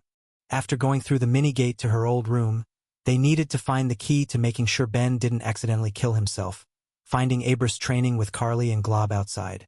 The two Haggard summoned looked grateful that at least one of the three great spirits beating them down had decided to take a break thanks to their presence as he walked over, giving a cheerful wave. Thera, Ben, what brings the two of you here today? Looking to buy a bit more? Not quite. I'm looking to kill a lot of birds with one stone, so I kind of need your help, Abris. Do you have some time? I can almost guarantee it's going to help make Analia significantly richer. Why don't you give me the details first and then we can discuss it? Okay, so you know how only 9 kinds of magic materials exist? Better than anyone, yes. I'm going to try and change that, but seeing as how I don't know what any new ones I manage to create will do, I kind of want you around to make sure I don't accidentally kill myself or anyone else. On the positive side, I'm assuming that once they exist, you'll be able to make most of them yourself, so it's a win all around. The Great Spirit gave off an air of shock upon hearing that, not knowing how to react other than to look around before focusing back on Ben. Alright, well, if you're going to try something like that, I suppose we'd best move to a different location. With the explanation given, Abris grabbed the two of them and flew them through the gate, taking them deep into the untamed lands until he found a clearing, far from other people. This should probably be safe enough, the spirit said with a nod before focusing on Ben, who was laying on the ground. Just give me a second to catch my breath, he told them, grabbing his heart and waiting for it to calm down. I thought Thera got her need for speed from her mom's side since Sonia enjoys it too. But I guess it's an entire family sort of thing, huh? I think you might just be unusually bad with this sort of thing, she teased him, only for Ben to strongly deny it. No, think of every person you've ever transported anywhere. Other than your aunt and Cecily, the rest of us end up feeling pretty mortal by the end of it. You'll get used to it one day. I can only hope. It was only after a few more seconds of collecting himself that he got up, prepared to do what he had come there for. Abris waved Thera to stand back while he stood before Ben's outstretched hand, right where he intended to materialize whatever matter he could. The idea was that the second it appeared, Abris would grab whatever was made instantly, pulling it away and collecting it so it would do no harm to Ben while being fully prepared to toss it into space should it prove to be too dangerous. Which means all there is left is to finally give it a go. With that frame of mind, Ben concentrated on his first element, pouring his mana into a space that was no bigger than a grain of sand as something came into being, only to get an immediate negative from the Great Spirit. Ben had failed, not creating anything new but instead just having wasted too much mana on something that already existed. He didn't let that stop him though, and he tried again and again, running over to Thera each time to quickly refill his mana pool to see if he'd get any success. After all, he knew that to a point, failure was expected for him. There were 2 known magic materials in the world that came from affinitied mana, Deathstone and Vergatios, meaning there could easily be more too, and it was only by the 5th attempt that he finally had a success. In an instant, whatever Ben had created was ripped away by the Great Spirit as Abris did something unexpected. He tossed it into his mouth. Taste good? It's not a matter of taste, he said excitedly. You did it, Ben. Infinite hells, the fact that this was possible and I didn't even know, to call myself the Great Earth Spirit when there's still so much more depth to be found in the world. So do you think you'd be able to take over then now that you've seen me do it once? He asked, a small part of him hoping he could dump this part of the new project on the Great Spirit too when he seemed so enthused. All you need to do is try and apply more mana to the atomic structure you're trying to create. Easy peasy. The Earth Spirit fell deep in thought before answering, putting his all in thinking it over. I wouldn't be able to, he finally said. I don't know how to explain it to you, but when I'm materializing I don't think in the same way you do. I frankly can't understand how you're doing it to get this outcome. You said that you've applied extra mana when making carbon to get white mana crystal, but if I try the same, it'll just get more carbon. The story has been illicitly taken. Should you find it on Amazon, report the infringement. A fundamental difference in worldview then. Damn it. Okay, give me a second and we'll move on to the next one. Ben, are you okay? Thera asked him in concern as he walked over to take more of her mana. You seem strangely unenthusiastic. This seemed like the sort of thing Head normally go crazy for, not something Head be disappointed he couldn't dump on someone else. The fact that he was reacting like that spoke of some deeper issue, but he did his best to brush it away. It's exciting, it really is, don't get me wrong. It's just that I have a lot to do. Adding to my plate with everything else is a bit much. She didn't look like she trusted that answer but decided to let it slide until later, letting Ben take what he needed as he moved on to his next attempt. Once again getting another success with 3 more coming soon after, leading to a notification ringing out in his head. Okay, I probably should have expected this. We'll have a 1-minute break while I change my job. When he touched his job crystal and felt the options fill his head, there was only one new one. Alien Mind, certainly gained as a result of what had happened to him after receiving the so-called rewards of completing the archive, but it wasn't one he expected to take any time soon. His first instinct was to take master of all like Head originally planned but stopped just short of it. He still had plenty of elements left to test and that was a hard job to finish, even if it was sure to give him experience. He was certain that there was a different choice that He'd be able to complete on that very day as he carried out his tests and made his choice then and there. He'll take Material Creator. What was he doing if not creating new materials? Ones that may have never before existed in the universe, certainly not existing in the history of that world or the past worlds that had been lost to the demons. He was certain it would give him excellent experience, and without waiting a second longer he got back to work. While some things were easier to test, others were harder for a few reasons, one of which being the gaseous elements that fell outside of Abrust's domain of power. The fact that all of the gases that existed weren't of a magical nature would seem to imply some other rule to be followed beyond just purity, which Ben assumed had to do with the total mass of the substance getting lumped together. It seemed that the grains he was materializing were enough, but if one went down to a small enough scale, an atom of carbon was still an atom of carbon, no matter what other atom it was attached to. The fact that it demanded purity made him think a consistent volume was necessary, so he solved that problem in a different way. When he materialized the gases, he did so by creating them at the same time he created a container to hold them, forcing them to exist under a far higher level of pressure than would be found on the world as he made his new attempts, with Abris collecting them too, even if he couldn't analyze them himself. Ben kept on pushing through with options till he was finished with the 10 pure gases that could be found in nature, continuing on with his progress till there was only a single element left to test. To his boredom, though, it ended on a low note, not becoming anything new or exciting and leaving a total of 39 elements that possessed a non-affinity counterpart, meaning there were 51 that He'd have to figure out how to test for non-affinity options. Worse than that, though, was what he didn't get: a notification telling him He'd completed his job. He'd gained a positively insane level of experience for it, ending at level 70, but that still meant he had the hardest bit left to gain as he tried to think of how he could finish it then and there, rather than having to spend however many days or weeks it would take to get through it while using far too much time for practice. He felt the very idea weighing on him as he asked himself what he could possibly do. I suppose I could try to make some of the less stable elements that may or may not be able to exist and then see if I can create magic counterparts for any of them too. But who's to say how much I'd need to do for that to work? The job's material creator, if I really want to be sure to finish it, I should probably get a little more hypothetical. Oh, I'm not going to like this. As soon as he had the idea, he was sure it would be enough, even if the outcome was going to be rough. There were a few options he could think of to try and make, but only one that really stood out: the matter of his original universe. Thanks to his knowledge skill, he remembered everything he'd ever learned about how it was set up, and the Grey had taught him even more during some of his lessons as they compared known structures across the multiverse. There was only really a single problem with making it. It wasn't something that could properly exist within the laws of physics he currently existed in. As soon as he made any, it was going to explode.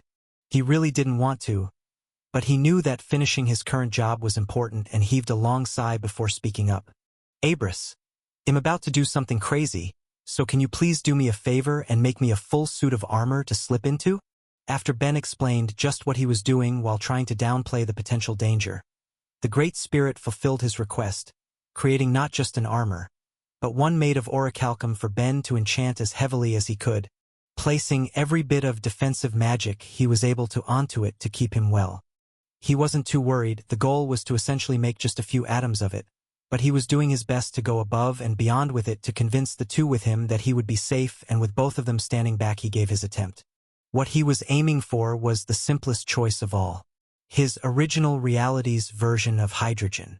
It was as simple as it got, and he put all of his minds to looking at all of it, from its characteristics and physical structure to every property he knew of, spending all of his mana and feeling nothing happen. Well, that was a little underwhelming. He wasn't sure what went wrong. As far as he could see, there was no reason it shouldn't have worked, leaving him with only one guess he could test out: that the issue was a lack of mana. He knew magic materials had a higher mana cost than the more typical matter of the universe. Perhaps the cost grew even higher for things that simply shouldn't exist within it. To his luck, that would be easy enough to test for sure. With the one failure, Ben walked over to Thera, getting her to overfill his soul with her mana as he ignored the sense of pain and moved away before trying again. This time he felt a change unlike the first, as thousands of points of mana were burned. He wasn't just making something, he was seeing space itself warp under his power as those few hydrogen atoms came into being. Far too late for Ben to realize that something was going wrong. The universe itself was warping under the strain of their creation, and the second they stopped existing, when they exploded into pure energy yet at a volume that should have been ignorable after properly preparing, the universe pushed back with a force of its own. With a boom, Ben felt himself being thrown back, leaving the vast clearing and smacking into a tree. His armor dented into him despite the innate properties of what made it up, and turning the outstretched head materialized through into a mess, with both his fingers and arm completely broken. A small part of him tried to consider himself lucky that he still had fingers at all after whatever that had been, but that was drowned out by a far larger feeling going within him as he muttered to himself through the pain. God, I really need a vacation.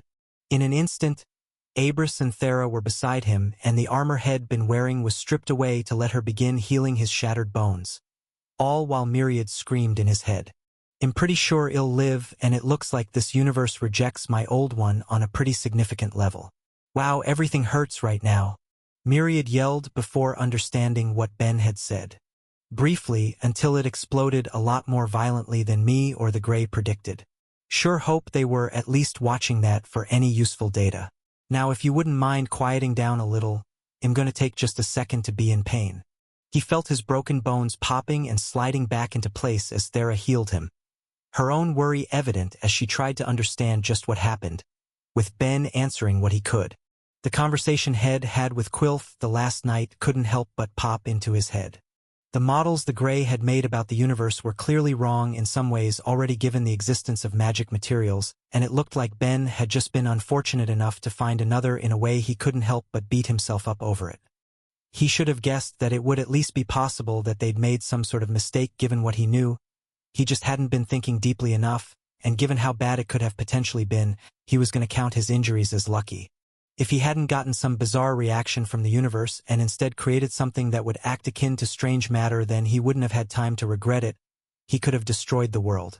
The fact that the products of his old reality didn't act that way was a positive at least, but that things had gone so wrong at all made him horrifyingly aware of the fact that it could have been much, much worse. Still, Head gotten the outcome Head hoped for at least. A job beyond the master path finished in a single day, so he grabbed his necklace with his less injured arm to see all of the options he now had and decided he could worry about the rest once that was done. Available jobs. Trap user. Craftsman alchemy path. Craftsman artistic path. Craftsman blacksmith path. Craftsman cooking path. Craftsman stonecrafts path. Craftsman sewing path. Holy craftsman. A mathematician. Cursed item maker. A high tank. Destructive craftsman. A soul-defiling gardener. A summoned enchanter. Ritual enchanter. Divine enchanter. A high marksman. A high destruction mage. World killer. Beginner puppeteer. Freak mind user. A unholy thinker. Connect master. Polymath. Holy adversary. Title master. A master of all. Alien mind. A multiversal material mage. Outsider. Well, some of those are a little unusual to say the least. Thera was clearly under a similar impression just from seeing the look on his face. What did you end up with this time? At least one I need some proper divine guidance on. Myriad, you still around? Okay, cool. So 2 new jobs this time. Multiversal material mage, which I guess I understand. An advanced material mage job popped up after I made something from another universe. It's weird, but I get it. What I less get is the second one, outsider. Ben had only heard of outsiders a couple times, both from the gods and the Grey, but to have it applied to him felt unreasonable, even if Myriad seemed to feel it less so. I'm not some sort of eldritch monster. Okay, and that's cool and all, but can you even begin to guess anything about it? What bonuses it would give to what and how powerful they'd be. Okay, so not grabbing it when I have plenty of decent options, gotcha, which just leaves what to pick. Weren't you going for Master of All? Thera chimed in as she neared the end of his healing. Ugh, I was going to, but with Multiversal Material Mage as an option, I might be able to cheat it the way I just did. Even if using the full Earth periodic table doesn't get me to the end, the Grey could teach me about the matter structure of 100 different universes. If I materialize it all, then I might be able to finish that in a day too. It was an option he didn't actually want to take, only feeling like he might have to. Time was ticking down till the next invasion. Didn't he need to do whatever he could to get as powerful as he could in that time? Doing easy jobs that were sure to give high returns made the most sense. While he found himself struggling with that choice, though, Thera made it for him, grabbing his face and forcing him to look her in the eyes. Ben, if your big plan to get through a job involves blowing yourself up 100 times, then you are not doing it. End of story, no discussion. Ask your God if you really want to fight me on it. Myriad sighed. If you encounter this story on Amazon, note that it's taken without permission from the author. Report it. Okay, you guys are right. They'll go for Master of All. Name, Ben Hef. Race, human. Titles: Apostle of Myriad, the Forgotten One, Miracle Maker, Skill Learner, Enemy of Aneth, Trial Defier, Trial Breaker, Godslayer, Monster, Madman, God Killer, Threat, the Mad Apostle, Destined Holder of Connect, God of Destruction, Creator of Life, Awakener, Maniac, Brutal Blacksmith, Defier of Gods, Title Holder, Enemy of Valencia, Great Teacher, Student of Hellori, Myriad's Monster. Jobs: Master of All LV1. Previous jobs: Apprentice Craftsman, Craftsman, Priest, Enchanter, Mind User, Magic Item Maker, Magic Weapon Maker, High Enchanter, Fractured Mind User, Tree Tamer, High Craftsman, Apprentice Mage, True Mage, Tank, Heretic, Adventurer, Divine Heretic, Kin, Master Craftsman, Master Enchanter, Scholar, Connected Enchanter, Infernal Craftsman, Marksman, Destruction Mage, Material Mage, High Material Mage, Profane Enchanter, Master Material Mage, Impious Creator, Mind Master, Master Adventurer, Otherworldly Craftsman, Material Creator. Attributes: A Vitality, 1286. A Vitality Recovery Rate, 34 per hour. Mana, 1499. Mana recovery rate, 109 per minute. Strength, 1039. Agility, 300. Stamina, 2489. Intelligence, 7391. Affinities, Light 3. Life 2. Fire, 4. Water 3. Air, 4. Earth 2. Death 3. Dark 1. Space, 4. Time 5. Resistances, Light, 68. Life, 72. Fire, 75. Water, 69. Air, 66. Earth, 81. Death, 78. Dark, 85. Space, 63. Time, 61. Blessed skills, Unending Crafting LV5*. Divine Enchanting LV5*. Unnatural Mind LV5*. Passive skills, King of Sacrilege LV9*. A Bind. Integrated Demonic Body LV6. Defense Enhancement LV9. Absorption Resistance LV8. Knowledge LV7*. All Affinity Resistance Enhancement LV6. Lesser Inspiration LV9. Fine Motor Control LV9. Bite Enhancement LV1. Piercing Resistance LV5. Artisan's Touch. Intelligence Enhancement LV8. Alien Thought Structure. Blood Regeneration LV0. Active Skills, Stealth LV1. Deep Connection LV4*. Cycling LV1. Marksmanship LV6. Material Manipulation LV6*. Swimming LV1. Dance LV0. Unnatural Thought Speed LV4*. A Mental Symbiosis LV9. Puppetry LV8. Rule Bender LV0. Aim LV0. Actualization LV0. Blessings, A Myriad's Blessing. Anilia's Blessing. Hiloris Blessing. Galwax's Blessing. Elvet's Mana Regeneration Blessing. Ineth's Blessing. Earth Pantheon's Blessing. Life Pantheon's Blessing. Dark Pantheon's Blessing. Olentia's Blessing. Neri's Blessing. Usus Mana Regeneration Blessing. Trials. Trial of Analia and Talona. Trial of the Dead God. Earth Tower. Life Tower. Dark Tower. Something good, I take it? Thera could tell from his face. A lot of good, actually. Thera was right, glad I took this one. 2 levels and 3 new skills, not including what Head gained when Head just blown himself up. That was an excellent day, especially when one looked at what it had all gone towards. The earlier level to his magic would help him out immediately with his work, and gaining aim was going to pair incredibly with his marksmanship, given that the skill already helped in that regard. None of that was what he chose to say first, though. Guess who just got blood regeneration?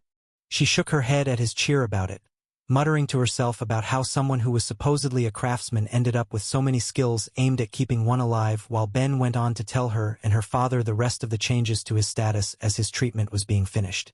There were of course questions that came with some of what Head acquired too. He couldn't begin to guess at 2 of his new skills. Both Rule Bender and Actualization were mysteries to him. Skills Head never heard of nor seen before, despite all of his time studying the topic and peeking into the statuses of others. But that was something he could bother Verbum about in the future. With that complete, there were other things to worry about. Okay, so now for the next bit. Nair spoke in open excitement, filled with the same feeling that was taking over every crafting and knowledge god. Okay, that makes things a lot easier, but wasn't actually what I was going to say.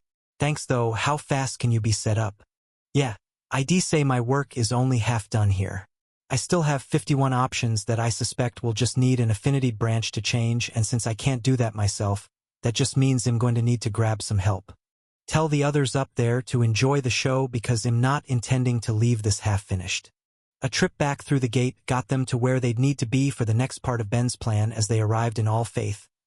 Abra still carrying the 2 before depositing them at the foot of a home they were well familiar with, belonging to Amy, Jake, and Yuzu, all of whom were already waiting outside with their 2 teachers by their side, giving Ben a curious look as he did his best to keep from vomiting after the rapid trip. So what exactly did you do that had the gods asking us to prepare for you? Ulil asked the question that was on all of their minds, with the gods each of them worshipped for warning of Ben's arrival. To make a long story short, I created new types of magic materials. Now I just need to borrow Jake to make some more. The first thought that had gone through Ben's head was to construct something that could hold some small samples of any standard element and from their pump in mana of both time and any other affinity, but it was quick enough to see an easier way. Ben had forced Jake to materialize before by connecting to him. He could simply do it again, maybe even helping his friend make some progress as he did. It felt like a win-win and something he wanted to get over with sooner than later so he could pay Abrus to deliver everything to Neri's people and let them handle the research side of things, but it seemed that was going to be slowed as the two older mages both grabbed his shoulders with firm hands. Give us the long version, Vasta more ordered than asked, with both of them wanting to know just what he was talking about. What it seemed like he was saying was beyond ridiculous, it was unbelievable, but neither really had it in them to doubt him. All they wanted was just a bit more context first, and seeing there was going to be no skimming past it, Ben obliged. By the time he was done, the reactions were about as surprised as he'd been expecting, but he did his best to push through it all. And so I just need to use Jake to materialize for a bit. It will be fine, and given that nothing ID made at first was as destructive as I was worried about when we first went to the woods, we can probably even do it in your yard. It's definitely big enough for that. Absolutely. Let's get started then. Buddy. Jake cheered before anyone else could voice a comment. It was way too exciting of a prospect to risk his teachers trying to turn things down if they got to speak first. Not that they would have been able to. The fact that the gods had directed them outside to meet Ben even a little sooner meant that they were invested in whatever would happen as well. Any say was out of their hands. Still, before anyone could comment, had taken Ben's hand and dragged him to the center of the yard, as far away from the mansion or street as they could be as Abrus stood before them once more, prepared to deal with anything that was created and to remove it as quickly as possible should an emergency present itself. With everything set from there, Ben began, weaving his mind into Jake's before speaking up just a little. So, you've been properly training your non-affinity magic since I last saw you, right? Mostly. Well, hopefully that's good enough then. The first affinity we'll be testing with will be the Earth affinity for Abrus convenience, but for the act of materialization itself, you'll be using your non-affinity magic to see if we can squeeze a level out of you. Fair warning, this is probably going to suck a little, but do your best. With all of that said, Ben began shoving knowledge into his friend's head as Jake began casting his spell, being corrected by Ben as he went until something was created from the mana being spent. It was a failure, nothing new to the universe, but that wasn't an issue.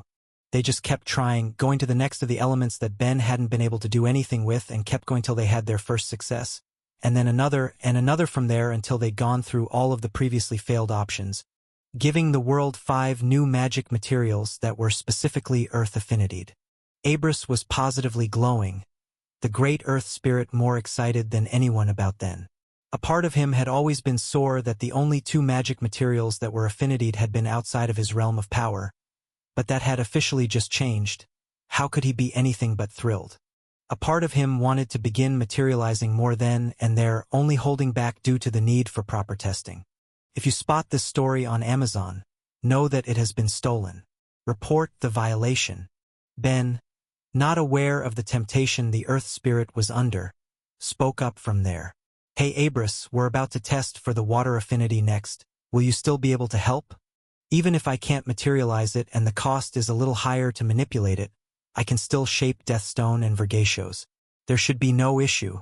Okay, great. In that case, let's get this over with. They carried on from there, the pool of elements he needed to test having shrunk but still left 46 to go through, but after passing through them all and finding 5 that could be changed to be water affinitied, the task instantly became easier. It was enough for Ben to see a pattern in the table, showing him that as long as he could find the first one for any affinity, he'd be able to find the rest instantly. To put that to the test, the next affinity he chose was death.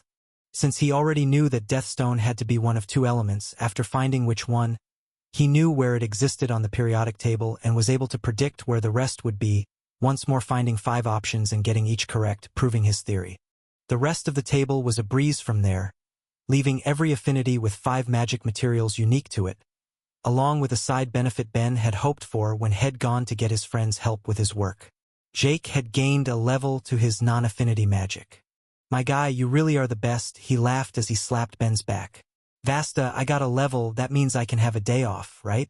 Just one? Pretty please? You just had a day off. And look at me now, completely deserving of another. Fine. You can relax for tomorrow. You're the best. And now I have double the reason to thank Ben. I owe you one, buddy." "Hey, don't worry about it," Ben said, waving away his gratitude and clearly deep in thought to anyone looking at him. "You becoming more powerful means that the world's better off. Since I live here, it's kind of in my best interest to help you grow if I can. And that's exactly what makes you the best. But since you're done, what do you guys say? Who's up for lunch?" The others seemed into the idea enough, but Ben shook his head. "Sorry, I'm not actually done." With 10 affinities, each going into 5 different magic materials, that only ended up with a total of 50 created, meaning there was one more. Some singular element that he hadn't yet changed sitting at the very end of the periodic table, and based on the predictions Ben was able to make, he knew it should have been non-affinitied, something he should have been able to create in his first round of testing. Which means its mana cost must be huge, he muttered to himself. What could it be? Some sort of super mana crystal that goes beyond the storage capacity of even a rainbow one. I guess only one way to find out.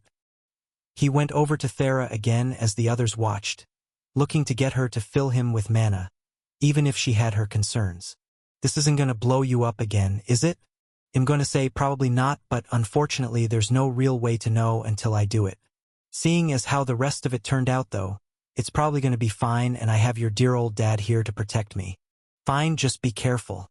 With the mana transferred over and his soul unpleasantly full, Ben once again tried to see what he could make of that final element, putting everything that he had into it and with so much more power at his fingertips compared to his first attempt. Finally got the success he'd been looking for, with a brusque reaction making that clear enough, even if it was firmly negative. Without warning, the Great Spirit had shoved Ben back and materialized a different crystal in the air, looking tense as he did. Abris? Everything good? If I'm about to find out whatever I just made has some sort of mind effect that's gonna make you super aggressive, then can you give me a running start before ripping me limb from limb?" "I'm fine, Ben, just being overly cautious. My magic doesn't affect the last one you've made." "Wait, what? Really? Really? Even now I can't touch it with my power. I'm holding it in the crystal to be safe." It was unexpected, though not necessarily worrying, and after a few more moments without any obvious reaction he seemed to calm down. "Okay, I suppose it seems fine. Unless you need anything else, Ben. I'll take these to the Institute Nair is setting up." But given the difficulty mortals might have with handling the gaseous ones, I'll be getting Jenin to test those since there's only a few. The Great Air Spirit is likely to be plenty excited about this herself, but I'll have her record anything she finds and send the information over to the rest if that sounds acceptable." "That's fantastic, thanks Abris." No thank you. It seems my own life is going to get plenty exciting as well thanks to all of this. I can't wait to see how this turns out." He left soon after that, leaving Ben and Thera alone with the others, the two able to get home easily enough from there by themselves. "But before you guys run off lunch," Jake told them, waving them over. A part of Ben almost turned him down. There was still so much he needed to do and had even put off his typical work for the war effort for that day's discovery. But in the end, he agreed. "Yeah, you know what, a small break would be fantastic." After some lunch with his friends, he and Thera first stopped by the magic library before going home so he might talk to Verbum to find out about the 2 mysterious skills he'd gained, only to get the worst news he could. The other summoned and Killy were both going to be away for an unknown length of time, meaning Ben had no easy means of figuring out what the skills would do, which made up most of his musings when he got back to work in Stonewall, using what little of the day he had left. Rule Bender was the easier of the two to guess at. He was at least able to make theories surrounding it. He'd gained the skill after materializing matter from a universe foreign from the one he now called home, meaning the skill likely had to do with either that or the way space had warped as he'd been doing it. If he was to guess, it might help lower the mana cost of such a thing given how high it had initially been, but he had no plans on putting the skill to the test without seeing as much as he could from Verbum first. The blowback from it had damaged Orichalcum, a metal that until that point was known to only be alterable by magic. Any unadvised testing carried far too much risk. And then there was his other new skill, one he didn't know where to begin with: actualization. Since it had come from a new job, there was no specific task Head done that he could link it to, and the job in question helped even less. If Head gained it from a crafting or mine job, then he could assume it was a skill related to those areas, but Head instead gained it from Master of All, a broad job that covered everything. The skill could be related to any part of him, from things he did to titles Head gained or blessings attached to him. It was unpredictable. Meaning the only thing I have to go off of is its name. Actualization, the act of bringing something into existence. To me, at least, that would imply it's related to all of the materialization I do, but Ben materialized a simple book from his mana, not feeling any real difference. It didn't feel any easier than usual, and if the mana cost had dropped at all, it was such a small amount at the current level that he couldn't even notice. Of course, if it does drop the mana cost for materialization, then that will be good for me if it levels, I guess, but I really don't feel a thing. Ugh, that's just one more thing to figure out in the end. He'll just toss it on the pile with the others. Just once, it would be nice to get an easy answer. Ben, we need to talk. Thera started as they were lying in bed for the night, about to go to sleep. Oh wow, that's never a good sign. What? Why wouldn't it be?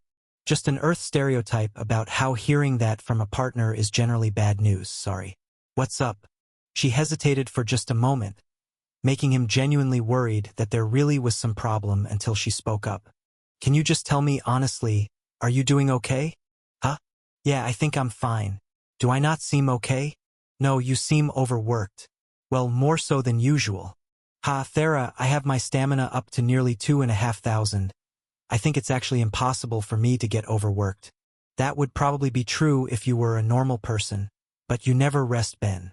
Every waking minute you're doing something to practice your skills, and even your unwaking ones are spent entirely with the gods, and I think it's starting to show. I've never seen you forget about your meeting with Quillith, and you were way too unenthusiastic about making what could be easily called one of the greatest discoveries of all time today.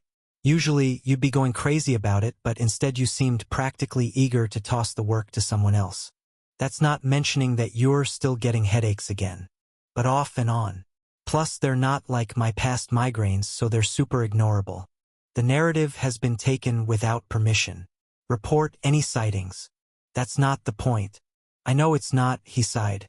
And yeah, maybe I'm feeling a little overworked, but there's no escaping that, Thera. I can do a lot, so I have to do a lot, that's all there is to it. I'd rather not face the end of the world thinking that I should have tried a little harder. It just feels like if you don't take a break, then you won't live to see the end of the invasion, even without getting eaten by something. Ha, then I'm lucky to know a fantastic healer, he told her, trying his best to seem positive, even if she wasn't buying it. Listen, I'm not gonna work myself to death. There's a lot on my plate, but I'm gonna manage just fine like I always do. I'm not sure how you think anything you've gone through in the last few years can count as managing fine. Simple, it's because I always survive in the end, he said positively. And I'll manage fine here too, so don't worry. Okay? MMH. I'm still going to be keeping an eye on you. Then that just means it'll be extra fine. Now get some rest, you don't need to spend the night trying to level your sleep resistance today. Okay. Sleep well then, Ben, I love you.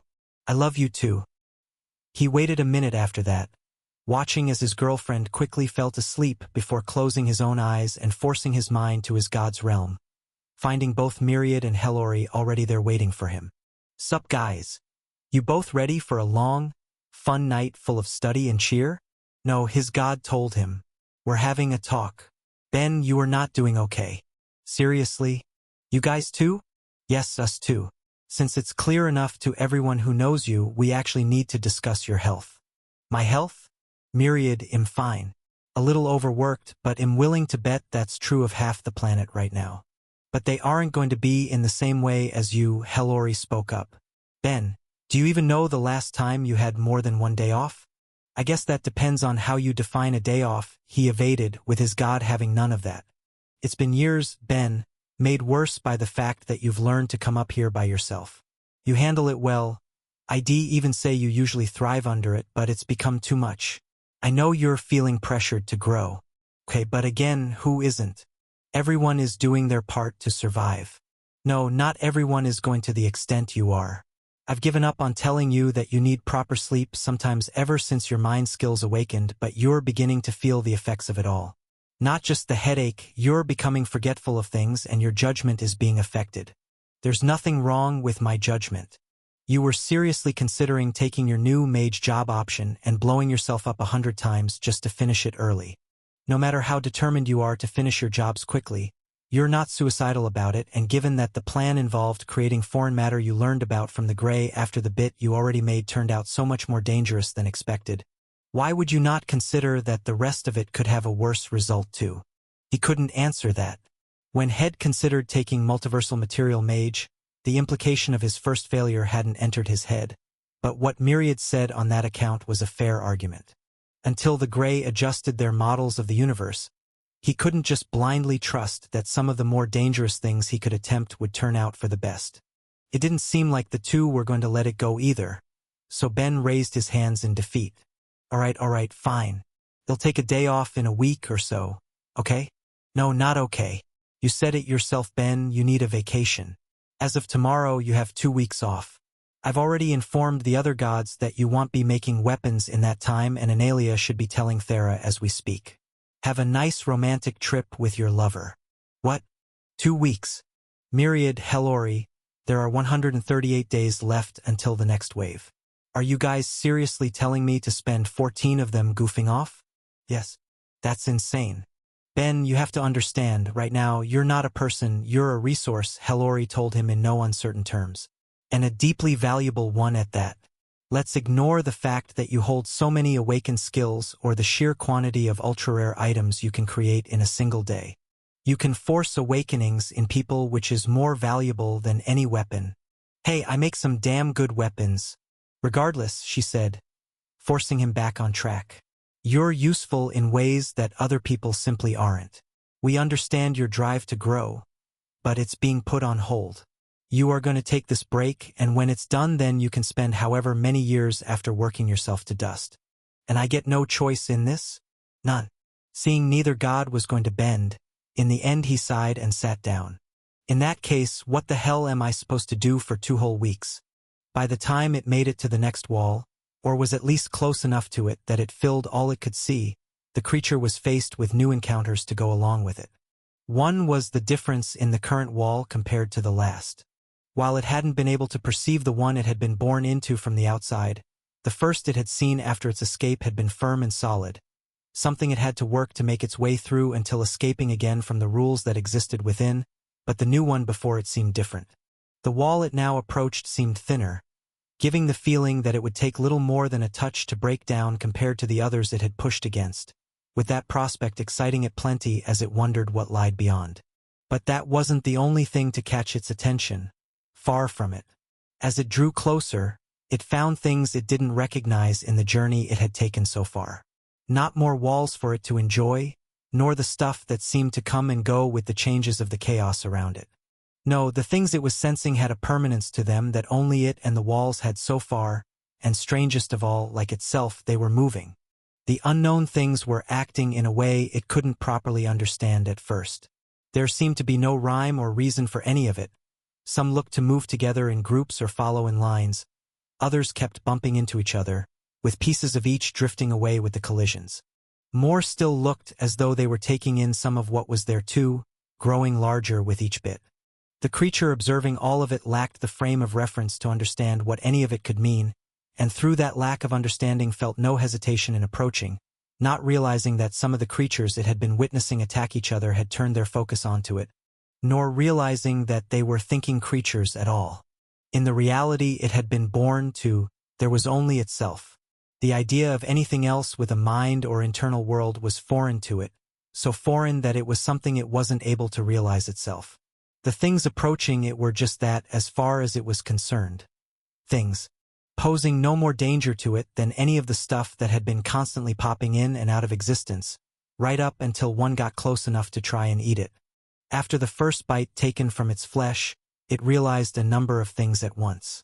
The first of which was that it hurt terribly, so, more than adapting to the chaos and more than pushing through its first wall. A piece of itself was gone.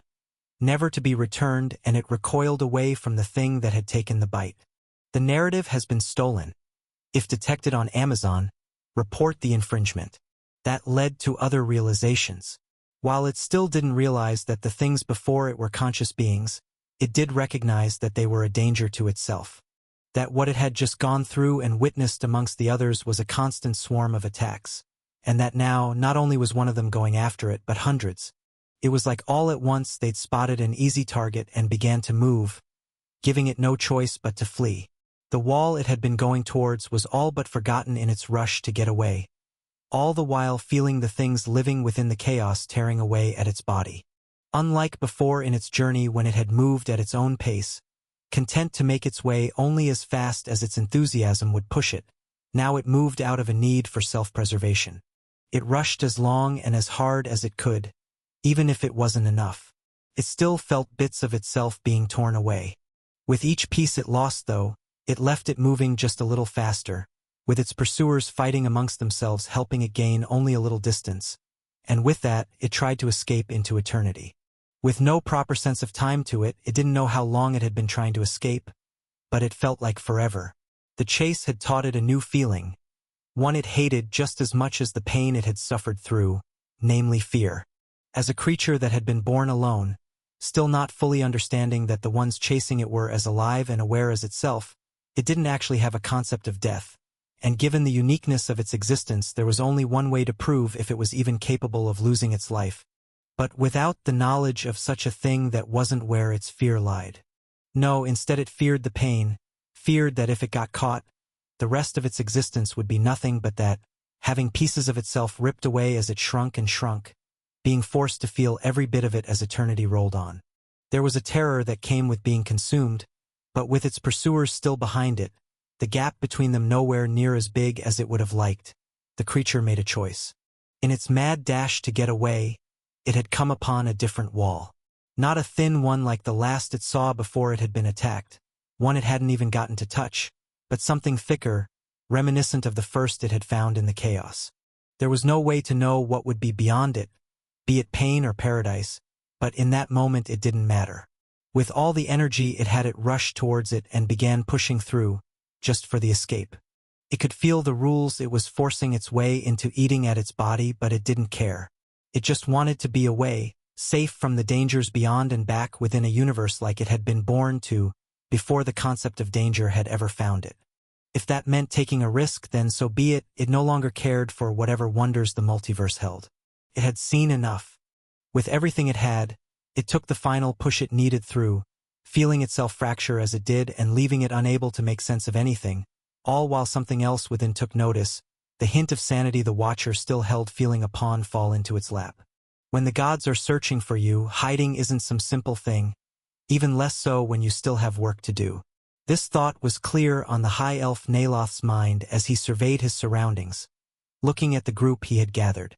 Really, when it came to trying to escape the eyes of a force that constantly looked down on the world, was there ever really going to be a perfect place to do it? Being in a big city where churches would abound left the risk of being seen by any god who was taking notice of those who gave them faith, and a large group moving to a small town was sure to draw talk if had done that instead. There was of course the option of hiding out in the Untamed Lands. There were already rumors of some mysterious group connected to the now-dead Forbidden Gods who had been discovered doing exactly that. But if those rumors were true, then it was even more likely that they'd be discovered if they tried that. If the gods had been made fools of once, they wouldn't want to be quick in making the same mistake. That led to the choice they'd ultimately made, with half of his group moving to a smaller city that only had a communal church, not any devoted to a single god, while the rest took up residence in the surrounding towns and villages, traveling out for their few prearranged meetings at the warehouse they'd purchased. Now that time was drawing nearer, though their meetings were becoming more frequent, with some taking up residence at the city's different inns to make it seem like they were there for either work or to make time for distant friends and family before the next wave came, all because their project was bearing fruit. The ritual they were designing was almost complete. He could see the people under him, the same ones who shared his vision, all practicing their parts. Not together for the risk that might come from accidentally activating it too soon, but in pairs or threes to make sure their timing was right. There was a reason ritual magic was considered a lost art. After all, it was hard. Of course, perhaps it would be better to call it a previously lost art, given all of the literature coming out on it recently. He thought with a smile as he flipped through the report that had let him cross the final hurdle in bringing his vision to life. The invention of an enchanter who wished to stay anonymous, even if Naloth already knew their identity, who had revolutionized gate construction not long ago, resulting in the network expanding out like never before with even more gates being built to wait for the inventor's touch. It was not only a blessing to the world, but one to him in particular, with it coming to him at the perfect time. Despite the help Head already gotten, Head still been missing pieces needed to turn his vision into reality. The tale has been stolen. If detected on Amazon, report the violation. What he was attempting had been an idea that had sprung from a legend in one particular world's history that had captivated his mind when Head been at his lowest, fearing the loss of all Head known. It had become his guiding light, his hope that the world might get to carry on if his ideas could be pulled off. But even after breaking into the library's basement at the Magic Towers and stealing all of the knowledge he could before gathering like-minded individuals to his cause, it hadn't been enough. It had seemed like his plans were destined to fail. But then a change. As if fate itself was smiling on him, his now departed friend had found him someone who excelled at the magic he needed, and with his people within the Mages Guild sending him copies of everything that Enchanter had created, he felt his stalled progress rushing forward, with its conclusion finally within sight. Before long he would open a gate and seize a level of power for himself that could save his doomed planet. If I could just do it today, no. I can't be impatient when I'm so close. My people need a bit more practice. When we're nearly done, how can I risk all of this work over some impatience? It was an understandable feeling, though. Beyond his group, the rest of his like-minded compatriots who had each been willing to doom themselves to the infinite hells if it meant saving the world had been discovered, with years of work lost. It wasn't as if he couldn't understand the gods. The world couldn't just win without worrying about the cost, at least from their point of view. How they won would matter. But that was just the feelings of the divine. Let the history books condemn him for his actions if they wanted to, that would at least mean that someone had survived to write them.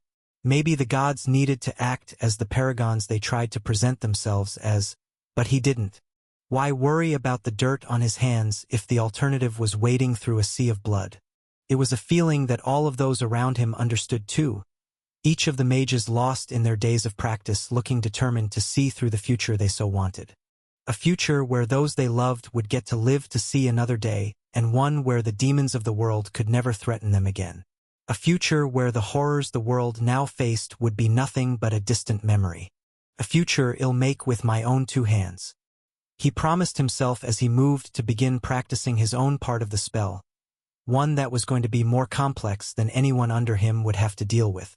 It doesn't matter the reason or morality behind it. If the gods think we can win without having to cross certain lines, then they're nothing but fools. For all the good the system has done it alone won't be enough. We need something greater. His heart couldn't help but pound with the knowledge that soon they'd be attempting just that, to finally see if all their work would pay off in the end. I can't believe we're about to waste 2 weeks. Ben sighed as he handed out breakfast to Thera and Sonia. The last meal the three would be having together for a while. The gods knew well that if Ben stayed in Stonewall, he'd sneak back to the forge for practice, so they told him to go off to see more of the world while he could. But it still seemed like nothing but a waste of time. So what if he was a bit overworked at the moment? Plenty of people were. If they were really so concerned, a weekend off would have been more than enough to let him unwind. Having so much free time felt like it would be more likely to loop back around to stressful by the end of it, as he worried about not using even a few of the days he had before the next wave effectively. It was a feeling he was alone in, though, with Thera coming across as thrilled. No getting out of it, Ben. Gods and girlfriend's orders, she said happily. Besides, it's going to be fun. This has to be our first proper vacation together that doesn't have some other work reason driving it. Well, that's true enough. If it wasn't for the looming threat of the end of the world, he would have loved to do this sort of thing with her too. It wasn't like he was against going on vacation and seeing a bit more of the world he now called home. It was purely a matter of timing. It felt insane to do in a time he thought he should have been focusing on his skills. It's good to get a break while you can, Ben, Sonia added. Things worked out well for the first wave, but after the second starts, there's no way the world will be relaxed enough to even consider this much leisure time. Enjoy it while you can. And it's not like it's going to be a huge loss for your job progress either, Thera chimed in. If you're getting that much passive experience, anything else you could be doing wasn't going to make the biggest difference in the world. That's true. Sonia was right about how much busier he could expect to be with the second and third waves, and Thera was right about his job. Originally, he'd been thinking of it too similarly to the Master Adventurer job because of the similarities and bonuses they both gave, but it had become clear how wrong he was when he checked his card in the morning and saw he'd already gained a couple levels. While the Adventurer job gained experience through both combat as well as through the types of experience party members would require for their own job, Master of All was far more straightforward. It was a job that grew everything, and as a result gained experience from everything as well, including using his mind skills. When looked at that way, the fact that he hadn't completed it instantly the same way he had for his last mine job was surprising and spoke to just how much experience such a broad job required, even with everything his insane mental structure could create. When he looked at it from that perspective, it was unlikely that anything Ben would actively do would net him as much experience as he would gain from just passively thinking. Of course, I'm sure that pumping out a few more legendary items would give me plenty of experience too. But as things stand, I'll still have this job finished in a couple months tops, so I guess losing out on a tiny bit of experience isn't the end of the world. But if you find this story on Amazon, be aware that it has been stolen. Please report the infringement. His thoughts were cut off as Thera flicked his head, bringing him back to reality. No hyper-focusing on how to gain experience right now, she said, seeing right through him. Come on, this will be good for you. Even if you like it, Ben, you can't be spending every hour of the day trying to improve. The gods and Auntie are right. You're gonna burn yourself out if this keeps up. It's better to take a break now while you can instead of waiting till you need one when there's gonna be a billion important things going on. Hugh, I know it's not like you guys are wrong, so I won't complain. As of today, I'm officially taking a break from carpaying that DM. I guess I have basically spent years at this point trying to min-max my existence. Turning everything off for a bit might be good for me. Good.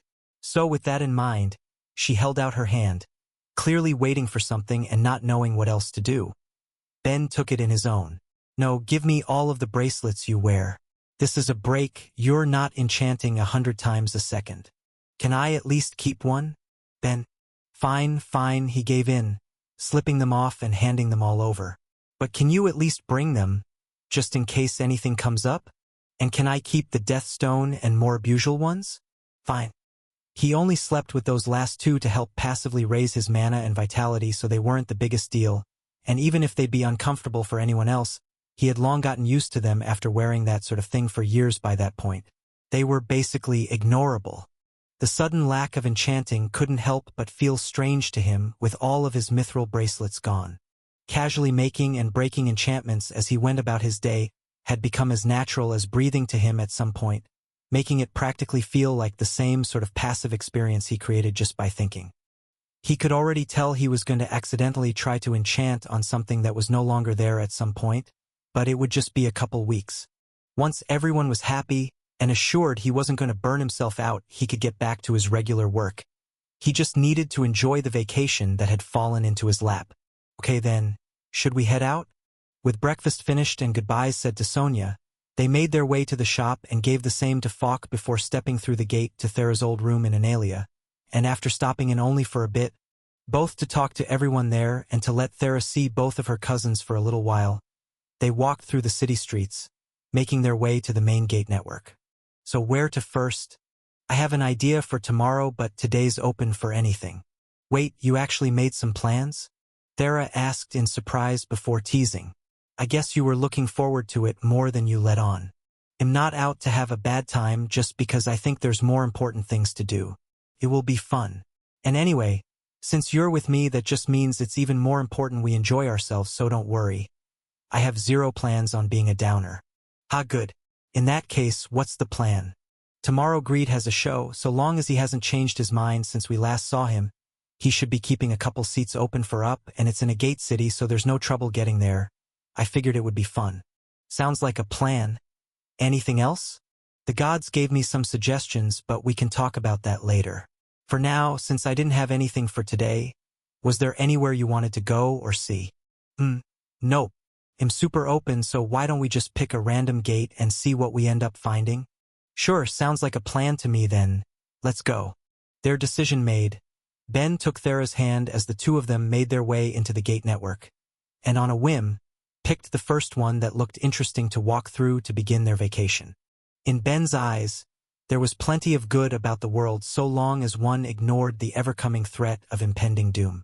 With so many different races coming together to build a planet and society, the richness of food and art was something to love, but what was always going to be most apparent when stepping through a new gate was going to be the architecture, with the one they'd chosen not disappointing. Unlike the more angular buildings he would see on Earth, the ones of the land head walked into were all semi-spheres, rounded buildings sticking out of the ground without worrying about efficiently using the city's space, and all of them painted in a rainbow of colors, making the place seem bright and fun. Sure, it was a bit clashing to look at, he didn't know if he could have lived there himself, but it was different and seemed like it would be exciting to visit, with the unique blue trees spotted around adding to that feeling. Yep, this would definitely have made for a good first place. If not for the fact that the city was being attacked. It was only a minute after the two had walked through that a sound of screams had gone up as the residents made a mad dash towards them, trying to escape through the gate as a terror came from the skies.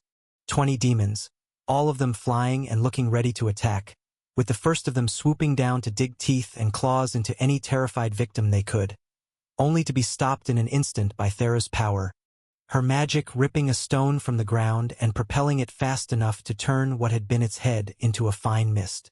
Thera, can you draw the rest in? Ben asked her as he propelled smaller metal bullets with his own magic. We don't want them splitting and I want to try something. Okay.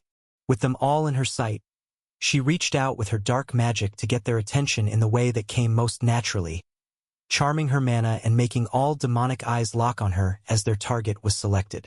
Under the effect of her power, they moved as one, rushing toward them both as she prepared another spell while waiting for Ben to do whatever it was he intended, with his own goal already going against the point of their vacation. He wanted to test something. The second that the closest was within 5 meters of him, he reached out with deep connection and exposed it to the full force of his mind. It was something he'd been meaning to try but had never managed to get around to ever since he awakened the skill, but the moment he did there was an instantaneous effect. The second his mind touched that of the demons before him, it shattered, killing the beast and leaving it to crash to the ground as he kept it up for the next and the one after with the same result, only changing with the fifth that came close enough to feel his effects. That demon able to handle the weight of his thoughts. So it's not a certain thing I can kill stuff like this then, I guess. Still, looks like it does pretty damn well. They'll just have to act. Pain assaulted him all at once as the demon thrashed around in his range, his body feeling on fire and the pain flaring all of the more as he shot out the stone around him to kill everything close enough. Thera, can you handle the rest? Something in his voice must have given away his state and that his desire to test anything was finished. In an instant the road exploded up, impaling the rest of the demons before they could make another move before her focus shifted entirely to him. What happened? Not sure, but everything hurts. Like a lot. There wasn't a single part of him that didn't feel sore, and he clutched at himself, trying to suppress the sudden and intense feeling of pain while Thera grabbed him to apply her spells, looking at him with her mana examination to try and spot whatever had caused it, only to come up blank. I'm not seeing any sort of injury and am not feeling any life or dark mana doing anything to you. Maybe death then? Have you lost any vitality?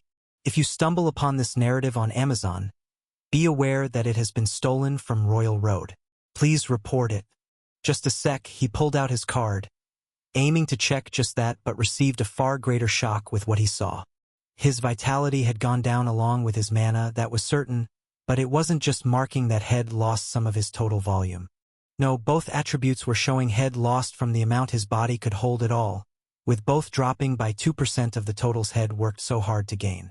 Hey Myriad, I need some answers here. Ben called out, both in mind and voice to get his god's attention, with the cube speaking up only seconds later. Not the point here, man. Everything hurts and it looks like some of my attributes just dropped. 2% for both vitality and mana. It only took a couple minutes for Ben to sum it up the best he could, explaining what they'd found when they'd entered the city and what he had been trying before being assaulted by that sudden pain, with his god having an answer to what just happened to him. Oh well, that sounds pretty bad. Okay, don't expose my soul to natural soul magic users. When you put it like that, it sounds pretty obvious. Is there anything I can do to speed up the healing process? With the first stop of their vacation ruined before they could even enjoy it, neither Ben nor Thera could go to All Faith immediately, no matter how much they might have wanted to. They first confirmed that there were no more demons in the immediate area before Thera began fulfilling her role as a healer, treating some of the injuries that had occurred in the initial panic. As unpleasant as it was for him, Ben would live so he could wait. It was only once they were done that they waved away the thanks some officials from the city were trying to give them, instead jumping back through the gate to see their friends. I don't want to take this as a sign, but I'm instantly a lot more worried about this vacation as a whole. Ben sighed, with his girlfriend trying to cheer him up. The rest will be better now that we got the bad out of the way, she told him positively. What are the chances of running into anything like this again? Questions like that are tempting fate. There's no such thing. You never know. My luck is apparently so horrendous it even has Myriad wondering if it's a real force in the universe. They kept bantering back and forth, as much to help distract Ben from the pain as anything else. By the time they finally arrived at the Soul Mage Elvet's residence and were allowed in shortly after, finding him and Yuzu in their training, at least until they noticed him. With Elvet confined to the waters, it was only Yuzu who ran over, even if both were obviously concerned. Ben, what happened to you? She asked him, not shaking him like she so often did, but instead just leaning in closer to look, aware that whatever damage he was under had to be painful. Exposed my soul to a demon and got to find out firsthand what a bad idea that was. Like an incredibly bad one. This hurts a lot, and I was told you guys might be able to help instead of waiting for it to heal by itself. Elvet, have you ever healed a soul before? Yuzu asked with clear urgency, getting a firm negative. No, but this will be good practice for us both considering what's sure to come, so let's do our best. Ben, come over here and lie down by the water's edge. Feeling no intention of fighting the orders of those had come to for help, Ben did as he was told, getting close and letting both soul mages place their hands on him as they began using their spells, trying to stimulate whatever healing process his soul was going to go through, grumbling all the way as they did. How can any soul reject our magic so much? Elvet muttered, feeling the full force of Ben's resistances. The fact that most souls don't have resistances this high might be an evolutionary trait, Yuzu joined. The way this reality relies on magic, you'd expect anything that couldn't be healed by it to have a significantly worse survival chance. You're very lucky to have Thera. I am, but I'm also going to argue the evolution idea. If that was the case, you'd expect to see low resistances to light and life but higher ones to every other attribute. From what I understand, most people can expect low values for every resistance across the board. Although it would be interesting to do a census on the world's affinity and resistance rates. I know you see trends across species as a whole, but otherwise no. I'm on vacation, and even if I wasn't, I'm not making a project like that for myself. If the world doesn't end, I'll float the idea with the gods, since the results might be interesting at least. For what it was worth, the conversation was at least managing to distract him as they worked on healing him, and the time drifted by, bringing a low mark to the first day of his vacation. It was late by the time Ben was finished being healed, with both soul mages having used him as a chance to experiment to determine the best ways of healing a damaged soul. But once they were both done, Ben and Thera's vacation options were finished for that point. Rather than go out through another random gate again to see what they could find, they opted to enjoy a meal with their friends, explaining that they were supposed to be taking some time to relax, even if the first day had gone poorly, before they all parted again, with Ben and Thera going to Anilia's embassy within the city to grab a room and promptly fell asleep after dealing with that unexpectedly long day. Or at least Ben tried to sleep. The gods had asked him to do as much, to let his mind experience real rest along with what he was supposed to be giving his body. But such a thing came with unexpected consequences. Ben's mind was no longer that of a human's, no matter what he might say against that. When he closed his eyes and drifted off for the few times since awakening his mind skills, he didn't have one singular dream, but instead 1,000 as his subconscious gave him hell, showing him his hopes, sorrows, memories, and tortures all at once, with his thought speed skill making each of those dreams feel like an eternity by the time he opened his eyes again. The dark window told him it was still late, and how tired he felt was enough to know that he could have only slept for at most an hour, but that wasn't an experience he wanted to repeat again so soon after the first one, so he did what had become far more normal for him at that point. He closed his eyes and forced his mind into his god's realm, finding it already occupied. "You're supposed to be sleeping," his god chided as he focused on his work with Hellori and Nair, all of them too invested in what they were doing to turn their attention to Ben. Tried and failed. Shockingly, it looks like if you can think a few thousand things at once, that also means you can dream a few thousand things at once. It's not fun. "Did you gain any levels again from it then?" Hellori asked, casting an eye his way. "Not this time, but am not really in the mood for a second attempt." "You really should try to learn to sleep normally if you can," Ben, Myriad sighed. "It might be easy enough for you to escape up here, but that doesn't exactly make it a good choice. I'll try each night when I'm on vacation, but when I inevitably fail, let me come hang out up here. At least that way my body will get some proper rest instead of waking up every couple hours." "Fine, but no working while you're up here. We aren't going to make you anything to read." "Fine, I'll deal, so just keep me company." "You know what's kind of bullshit?" Ben asked, laying on the floor and largely being a distraction to the other three as they tried to work as the hours wore on. "Convergent evolution. I've seen plenty of body shapes that match what you'd find on Earth, from humans to crabs to wolves and rodents and birds and so much more. Sure, I'm seeing some animals here that don't have an equivalent back on my homeworld, and Earth had options this one doesn't seem to, but there's a lot of similarities in animal life." Hellori sighed, accepting that she'd be the one to humor him this time. "Where's this going, Ben?" "This is going to the fact that the same is barely true for plants. I mean, sure, we see trees and shrubs and grasses on both worlds, I won't deny that, but those are all broad categories. When we look at fruits and vegetables, though, there's basically never a decent equivalent between the two worlds. There's going to be a lot of good reasons for that," she told him. "Domestication being the biggest one. If you farm a crop and select for different traits, those are going to become more common, and if you don't start with the same crop and select for different things, then you're going to get different things, not to mention the presence of magic in this reality compared to your last. Plant mages can make some pretty big differences in things when it comes to farming. Honestly, even just life mages would lead to some radically different ways to how crops are grown compared to trying to do all of that without magic. And I get all of that. There's a bunch of great reasons why I can't find any crops that really remind me of my old world. Expecting that of this one obviously doesn't make any sense. Then what's the problem?" "The problem is I really want a tomato." There were plenty of genuinely hard things Head had to deal with when it came to adapting to the new world. He found himself in but one that was more of a minor annoyance than anything else was satisfying his cravings.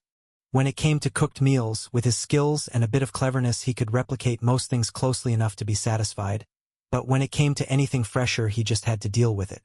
Wanting to bite into a crisp apple or a juicy orange was nothing new, but in that moment he would have killed for a simple tomato. The sweet and sour acidic bite bursting through a soft red skin called to him.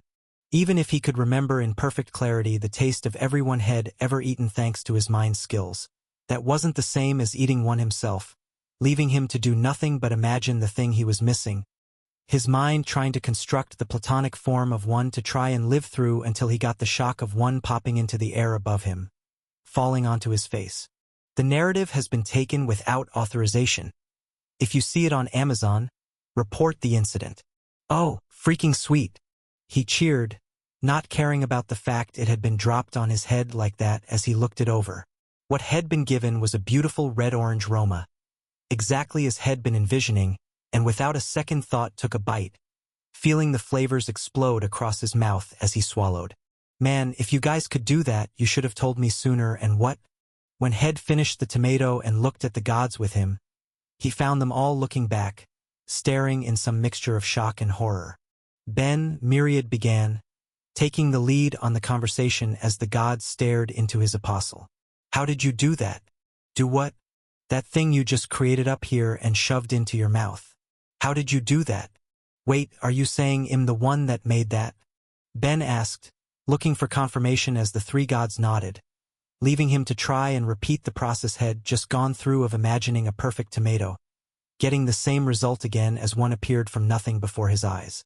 "Holy crap! I really did do that. Oh man. Life just got a billion times better. He was instantly looking it over, seeing the thing head somehow created and finding it to be perfect, leaving him blind to the goddess who walked over and grabbed his arms, shaking him vigorously until his eyes were properly focused back on the others with him. "Ben, let me see that," Hellori told him, taking it from his hand and ignoring as he immediately made another to snack on as she looked over the thing Head made, bringing it over to the other two gods.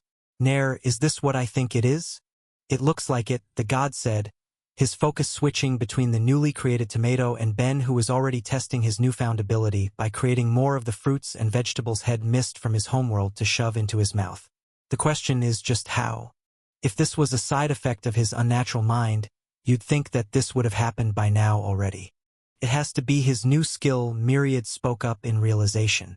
Actualization. But for it to do this of all things, how could he possibly have the disposition for it? Is it really that surprising if you think about it? Hellori asked. Look at what he does.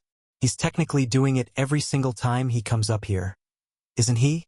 And the way he was pulling Nadi and Zilly into his mind and giving his thought structure to train them, you could think of that as being training wheels for the actual skill. And I sure would like to know what you guys are talking about, Ben finally asked, a table, cutlery, and full-course steak meal that hadn't been there before suddenly in front of him, with the gods left without the beginning of an idea for how to react to the display, all of them deciding to ignore it as Myriad took the lead. You're manipulating this higher realm of reality, his god explained. I don't know how to explain it more than that. It's the same thing we do anytime we're making you books or chairs or places to sit. You're taking the ideas of things and giving them form. It's not something we've heard of mortals doing. I suppose there's no reason to assume other mortals can't do this, Nair mused. Most just don't spend enough time in a god's realm to get the chance to. I think we can pretty safely assume that even if other mortals did come up here as much as he does, they wouldn't be able to pull this off, Hellori argued, taking back the tomato and having a bite. Look at this, it's not just some empty appearance, it has taste and texture. It has smell. This is detailed. It's not inferior in any way to what a god might create. And it's very cool, Ben grinned. Is doing this costing me anything? I don't think I feel myself burning mana. From experience, Ben didn't think he could even use mana when visiting his god.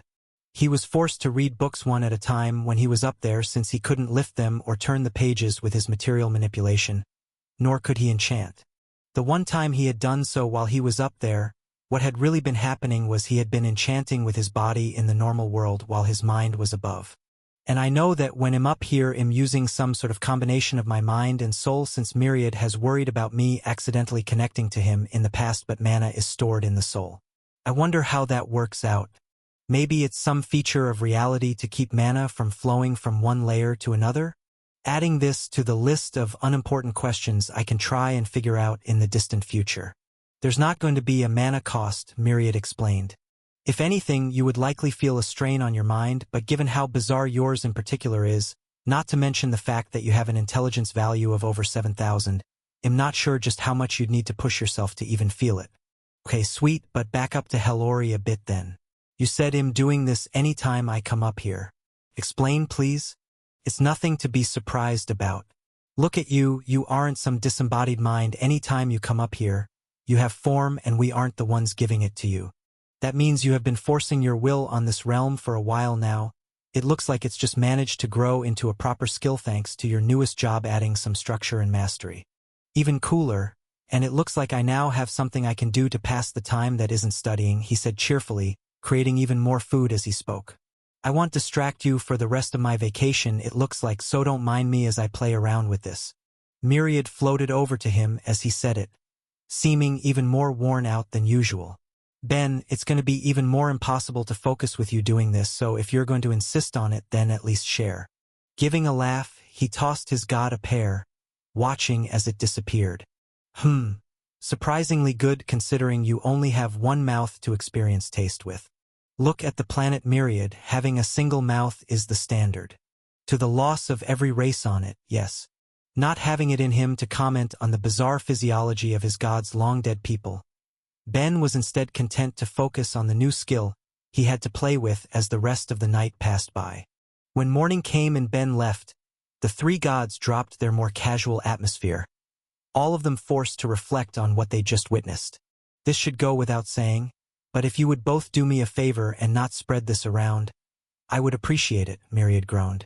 I don't want to imagine how anyone else would react. Nair gave his friend a light pat, trying his best to be reassuring. Even if word does eventually get out, this isn't as bad as some of the rest the boy can do. I wouldn't be too worried. Hellori said, in no way helping Myriad but trying to be realistic. Despite what we may have told him, we all know that's not something a mortal should be capable of. In the few short years he's been in this universe, he's already adapted to it in ways we never could have predicted. The fact that he now has Outsider as a job option continues to make more and more sense. Myriad crashed to the ground with her words. Don't remind me. I don't want to imagine what sorts of skills that might help him acquire. He'd need the proper disposition for them first, so it's unlikely he'd gain any actual Outsider abilities. Nair told them, again trying to be positive, even in the face of the logic Hellori kept trying to force on them. Not one of us would have guessed he'd ever gain actualization either. If it came down to a bet, I wouldn't be willing to lose any faith that it wouldn't give him another strange skill or make it easier for him to get some more bizarre ones in the future, especially when combined with his skill learner title. That particular title does seem to be putting in a fair bit of work, Nair muttered in thought. With this new one added to the mix, Ben has quite the unusual status. He's lucky more people can't see everything he has. If he was really lucky, he wouldn't keep running into the few people on the planet who can see it for themselves. Myriad sighed again, feeling that was going to be a common thing with the new stress his apostle had placed on him as Hellori broached what for them was the obvious implication of his new skill. Let's stop beating around the bush. He may have only created foods and utensils so far, but we all know there's no reason Ben couldn't make himself weapons if he wanted to. It's more surprising he didn't during any of his practice given his line of work. If the other gods were to hear about that, there would be a reaction. Maybe even a justifiable one. Ben isn't going to attack any of us just to try and raise his sacrilege, Myriad said in his apostle's defense. No, of course not. For any judgment I may have about some of his actions, he treats those he considers his friends rather well.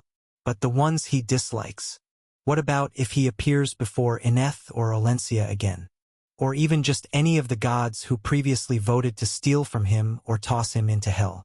Do you think he'd be willing to extend the same courtesy? As long as nobody tries to kill him again, there's no reason for him to cross paths with any of them. It will be fine. Stolen from Royal Road, this story should be reported if encountered on Amazon. That's not exactly true, Nair said, his tone sounding guilty. When he was training my granddaughter, he discovered something Head asked me to keep in confidence. He can follow faith to learn the paths to different gods. He went to my realm after only visiting my church. The confession was met with the sounds of a slap, Hellori hitting the other god once that reveal was out. You absolute bastard. You could have mentioned that before I got him to renovate my church. I like having at least a little privacy from time to time. I don't think you have to worry. He understands that and hasn't come back since. I'm just saying it's possible. Besides, even if he does go to their realm, he would at most be able to get one attack in with the element of surprise. I doubt the boy would do something that would be sure to have such little payoff. This time it was Myriad's turn to sound worried. Maybe for now. Neither of you have seen it, but Ben's noticed that he can move as fast as he can think up here. As things stand, I can still keep up with him, but it's not easy. A few more levels and that will change. If he gets to the 9th level with his thought speed skill, then I don't know how hard he'd be to manage. And that isn't even considering how his sacrilege might interact with his actualization, Hellori pointed out. If he creates a knife up here, it just might cut. All of them felt a small shiver at the thought. There were few ways to kill a god and none of them particularly easy, but the main chance a mortal would ever have at it was when the divine would choose to descend into the body of a follower, something that was far less common on their shared world than in their pasts before the invasion. Ben was different though. He was the king of sacrilege, and combined with abilities that let him travel freely to the realms he could find and those that let him make what he wanted, he was becoming a genuine and unexpected threat. No god would have guessed that the Forgotten Summoned would grow like that as time went on. Looking at all he could do, Hellori began to mutter. He can freely send his mind to different realms, materialize like nobody else and now actualize on top of it, plus he can think with his soul. If he didn't seem all but destined to rise to the third tier by this point, I'd almost think he was trying to figure out an alternative path to godhood. He's certainly interesting enough to pull it off, Nair laughed, and makes one wonder how he might grow next. You feel free to wonder then, he'll stick to worrying about however the skills he already has are gonna grow, Myriad grumbled. He already got 2 levels to actualization, so it seems pretty safe to say that it falls under the umbrella of a crafting type skill to get those job bonuses, maybe even a mind skill too if it really is using his intelligence. Plus you all saw how much fun he was having with it. I wouldn't be surprised if that's one he's gonna try and awaken by doing something crazy. You all saw how much he made without any strain to his mind. If he really wanted to, he'll be able to do something big up here. If he accidentally destroys your realm, you can stay in mine for a while, Hellori said in sympathy, already imagining that Ben would somehow use his new skill to wreak havoc on the dimension his god called home. Nobody put that idea into his head either. I don't think he'd intentionally do it to me, but I don't want him being tempted by whatever sort of status change a mortal would get for managing something so insane.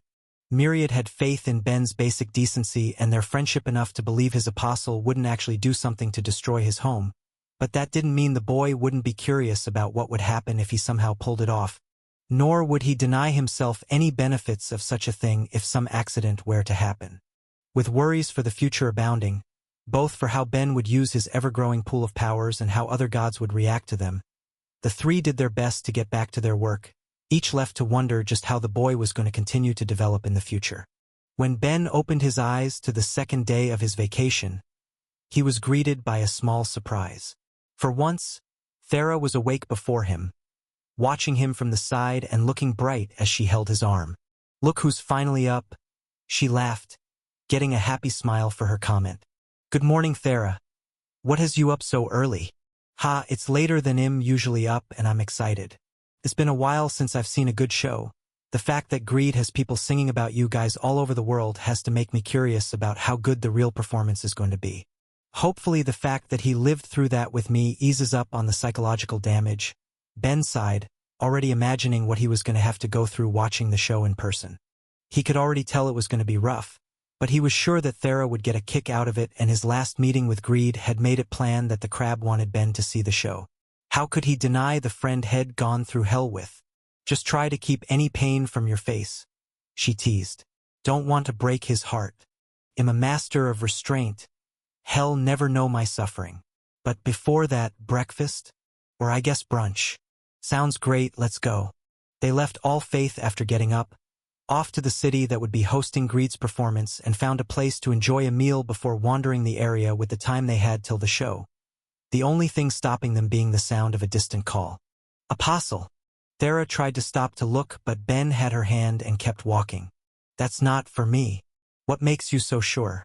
"The fact that I don't want it to be. Now come on in case I'm wrong." "Myriad's apostle." The voice again called out, this time leaving no room for denial as the city's people turned to look, trying to find the apostle in their midst as Ben heaved a sigh and stopped, accepting that whatever was about to happen was going to somehow be his problem. "Whatever this is, I'm turning him down," he muttered to himself. "I'm on vacation, that means no apostle business." "Ha, you never do any apostle business." "I kind of do sometimes. I got Myriad an oracle and high priestess and helped both awaken different skills. Heck, Myriad has like a few hundred believers now and most of them are thanks to me. If you look at my numbers, I'm an objectively great apostle, maybe even one of the best." Stolen from Royal Road.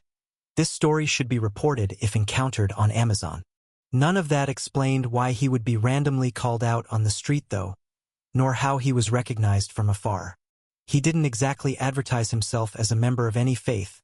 The ones who knew the role he had were largely the other believers along with his friends and acquaintances. "Well, Sakhel also outed me to all of Stonewall, but I'm pretty sure it's not anyone from there." "Who is this guy?" Ben couldn't recognize the man running over. He was clearly a swordsman of some hominid mix, but that didn't tell him anything, leaving him no choice but to see what he had to say when Head finally caught up, with the man immediately breaking into a bow. "Apostle, I'm sorry to stop you like this when you were out, but when I saw you I had to speak up. It's fine. Is there something I can do for you?" You already have, the man said, still bowing. I'm sure you don't remember me, you'd helped so many people, but I was at Craftsman's Tower for the first wave. The enchantment you placed on my sword saved my life that day. It's the only reason I'm here now. When I saw you I knew I just had to let you know how grateful I am for that. That would explain why I don't recognize him. After days of enhancing as many weapons as he could in the time he had, Ben had stopped looking at the faces of those had helped, instead focusing entirely on the work he had been doing. Without actually having seen the guy, there was nothing for him to recognize until he caught a glimpse of the sword on his back and saw his handwork in the magic that had been placed down. You don't need to thank me, I just did what I could. I'm sure your own skill was far more important in your survival. No, I know my skill and I saw the way demons fell when they touched my blade. I'm only alive today because of your work. I just wanted to properly thank you for it. Let me see your sword for a minute. Without question the man handed it over, letting Ben get a look. The quality was fine overall, as was the enchantment, but there was no doubt both could be better. Breaking down the old enchantment, Ben immediately used his magic to strengthen and sharpen the weapon's edge before applying newer, stronger enchantments to it, ensuring it wouldn't dull while enhancing its ability to kill, bringing a tool that had only been common without the touch of magic up to the lower end of ultra-rare before handing it back over. Looks like they've held up okay, so I hope it keeps serving you well in the future. I'm sure it will, thank you. But don't let me keep you. I'm sorry to interrupt your day. No, it's fine, don't worry about it. With one more bow, the man left, letting Ben and Thera keep up their leisurely walk through the city, with Thera leaning into him and smiling. You look happy. Yeah, I guess I am, he laughed. I guess it's nice to hear that something I made had a positive impact. Ben, everything you make has a positive impact. Probably a lot of it, but I guess it's surprisingly nice to be told as much. The fact that Guy and others are still around because of something I worked on, it's just a bit motivating, I guess. And more than just them, Thera told him, trying to be encouraging. Any demons they killed definitely saved lives down the line. You helped with that. I wouldn't go quite that far, but thanks. Fine then, you don't have to believe it for them, but you do for me. As my official staff producer, you get some of the glory for everyone I save. Well then, as your official staff producer, I'll humbly accept if you're feeling like sharing credit. Ben laughed, feeling his mood lighten. It really had been nice to hear that his work had helped someone, and he kept a spring in his step until they finally reached the venue for Greed's show. Despite being fairly early, the venue was already packed, leaving Ben just a little worried about the fact he was showing up without a ticket, even if he'd been told to do as much by the show's producer himself. It looked like Greed had done well for himself, with a line formed of people from all over, each of them talking excitedly about the performance that had taken the world by storm as Ben tried his best to not let his personal history with what was about to go on taint his expression as he worked his way to the front, finding a couple of ushers waiting for the time to let the crowd in. Excuse me, I was told as long as I showed my card there'd be someone here to help me, Ben said to the closer of the workers, the man at first coming across as disinterested until he caught a look at the revealed name, showing exactly who he was and why he was there. Of course, sir. Right this way. The instant boost in mood from the employee made it apparent he knew who Ben was and the part he'd play in the coming show. But as Ben and Thera followed him, they weren't taken to any seats, but instead to the back, where a far larger group of performers than Ben had been expecting were preparing before they found themselves in front of a familiar crab. Legs. Greed cheered the second he saw them. You really showed. I was beginning to think you never would. I guess I put it off a bit longer than I should have, but I was always going to come eventually. It's good seeing you again, buddy. Wish you didn't slip off the last time. Well, that's a whole other thing. I'll tell you about it over dinner if the two of you are free when this is all done. Sounds like a plan. Great, we'll have to save the rest of the chatting for then if you don't mind. Gotta finish up the prep here, but I'll have you led to your seats. Oh, but when the show's done and the curtain closes, stay there for me, would ya? Sure, will do. With their brief greeting done, the two were led to their seats before the doors would be opened for the rest of the crowd, leaving the two in the front row of an empty theater. The curtains closed in preparation for what was to come. Thera was practically buzzing with excitement beside him. All of the talk they'd heard about it combined with the few bards and performers they'd seen singing those same songs across the world raising expectations through the roof. Despite any feelings she had about how much trouble the crab seemed to get himself into thanks to his love life, Greed was still a person with an awakened music skill that made anything he might produce a thrill to see. That very same enthusiasm made Ben all the more sure he wouldn't be able to handle whatever was about to come, only having the small mercy that at least the show wasn't actually that long, and did his best to hold on to it as the doors finally opened and people began streaming in to fill every seat as the ushers tried to bring people to a hush for the performance everyone was there for. It was only when things had quieted down enough and everyone was settled that it looked like the show was about to begin. Not with the curtain rising, but instead with Greed's bodyguard carrying him out with a stool to be placed on, front and center of it all, with the speaker Ben had once made him set up as well, letting the crab greet the audience. If you encounter this story on Amazon, note that it's taken without permission from the author. Report it. Welcome, one and all, he began, setting the scene of what was to come. To all of you fine folks here tonight, what you're about to witness is a tale that's unbelievably true, one of struggle and triumph as myself and a companion were tossed into hell, given no choice but to take on an impossible challenge, only to overcome in the end. This is no tragedy, but instead the story of us taking on the power of a dead god and coming out on top. He paused there, leaving room for cheers to go up as the crowd's excitement soared, with only Ben's plummeting as the crab went on. And ladies and gents, it pleases me to know and to let you all know that you're in for an even more special viewing of the show than usual, thanks to who's in the audience with you.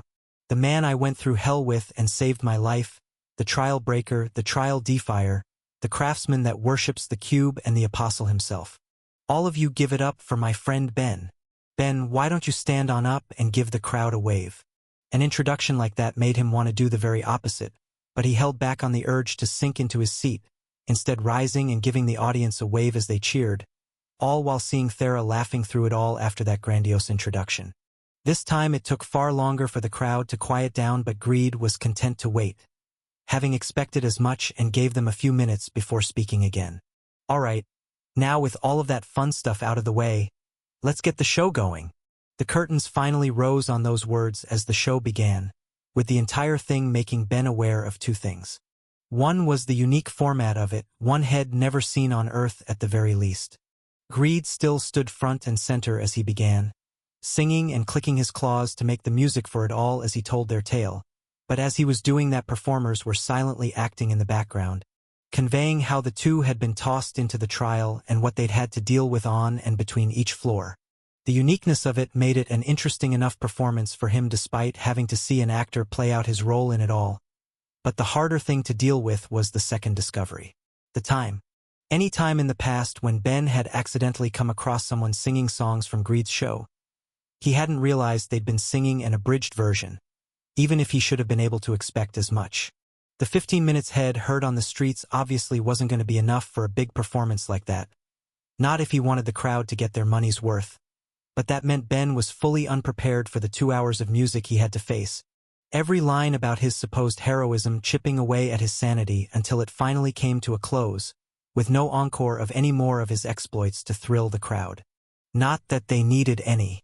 The applause was thunderous, filling the theater and reaching beyond it as the performers came out and bowed, with Ben finally turning to his girlfriend to see what she thought of it all, only to find her quietly blushing at the side. "You good?" "Yeah, I just wasn't expecting to be talked about so much in it too." "Ah, well, now you can know my pain. Just be grateful that you didn't have a performer pretending to be you too then." While she hadn't had a big role in it, there was no doubt that Ben and Greed were the stars.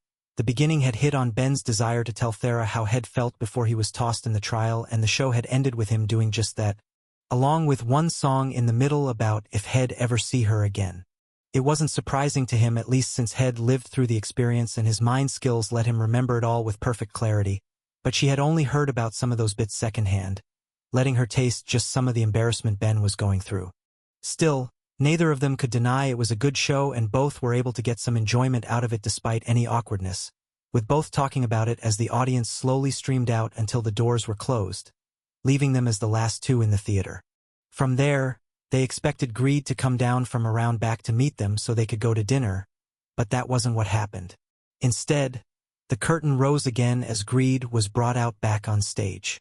Now, I hope you both remember that I have a promise to keep here in the form of a private show for the two of you, and would you look at that?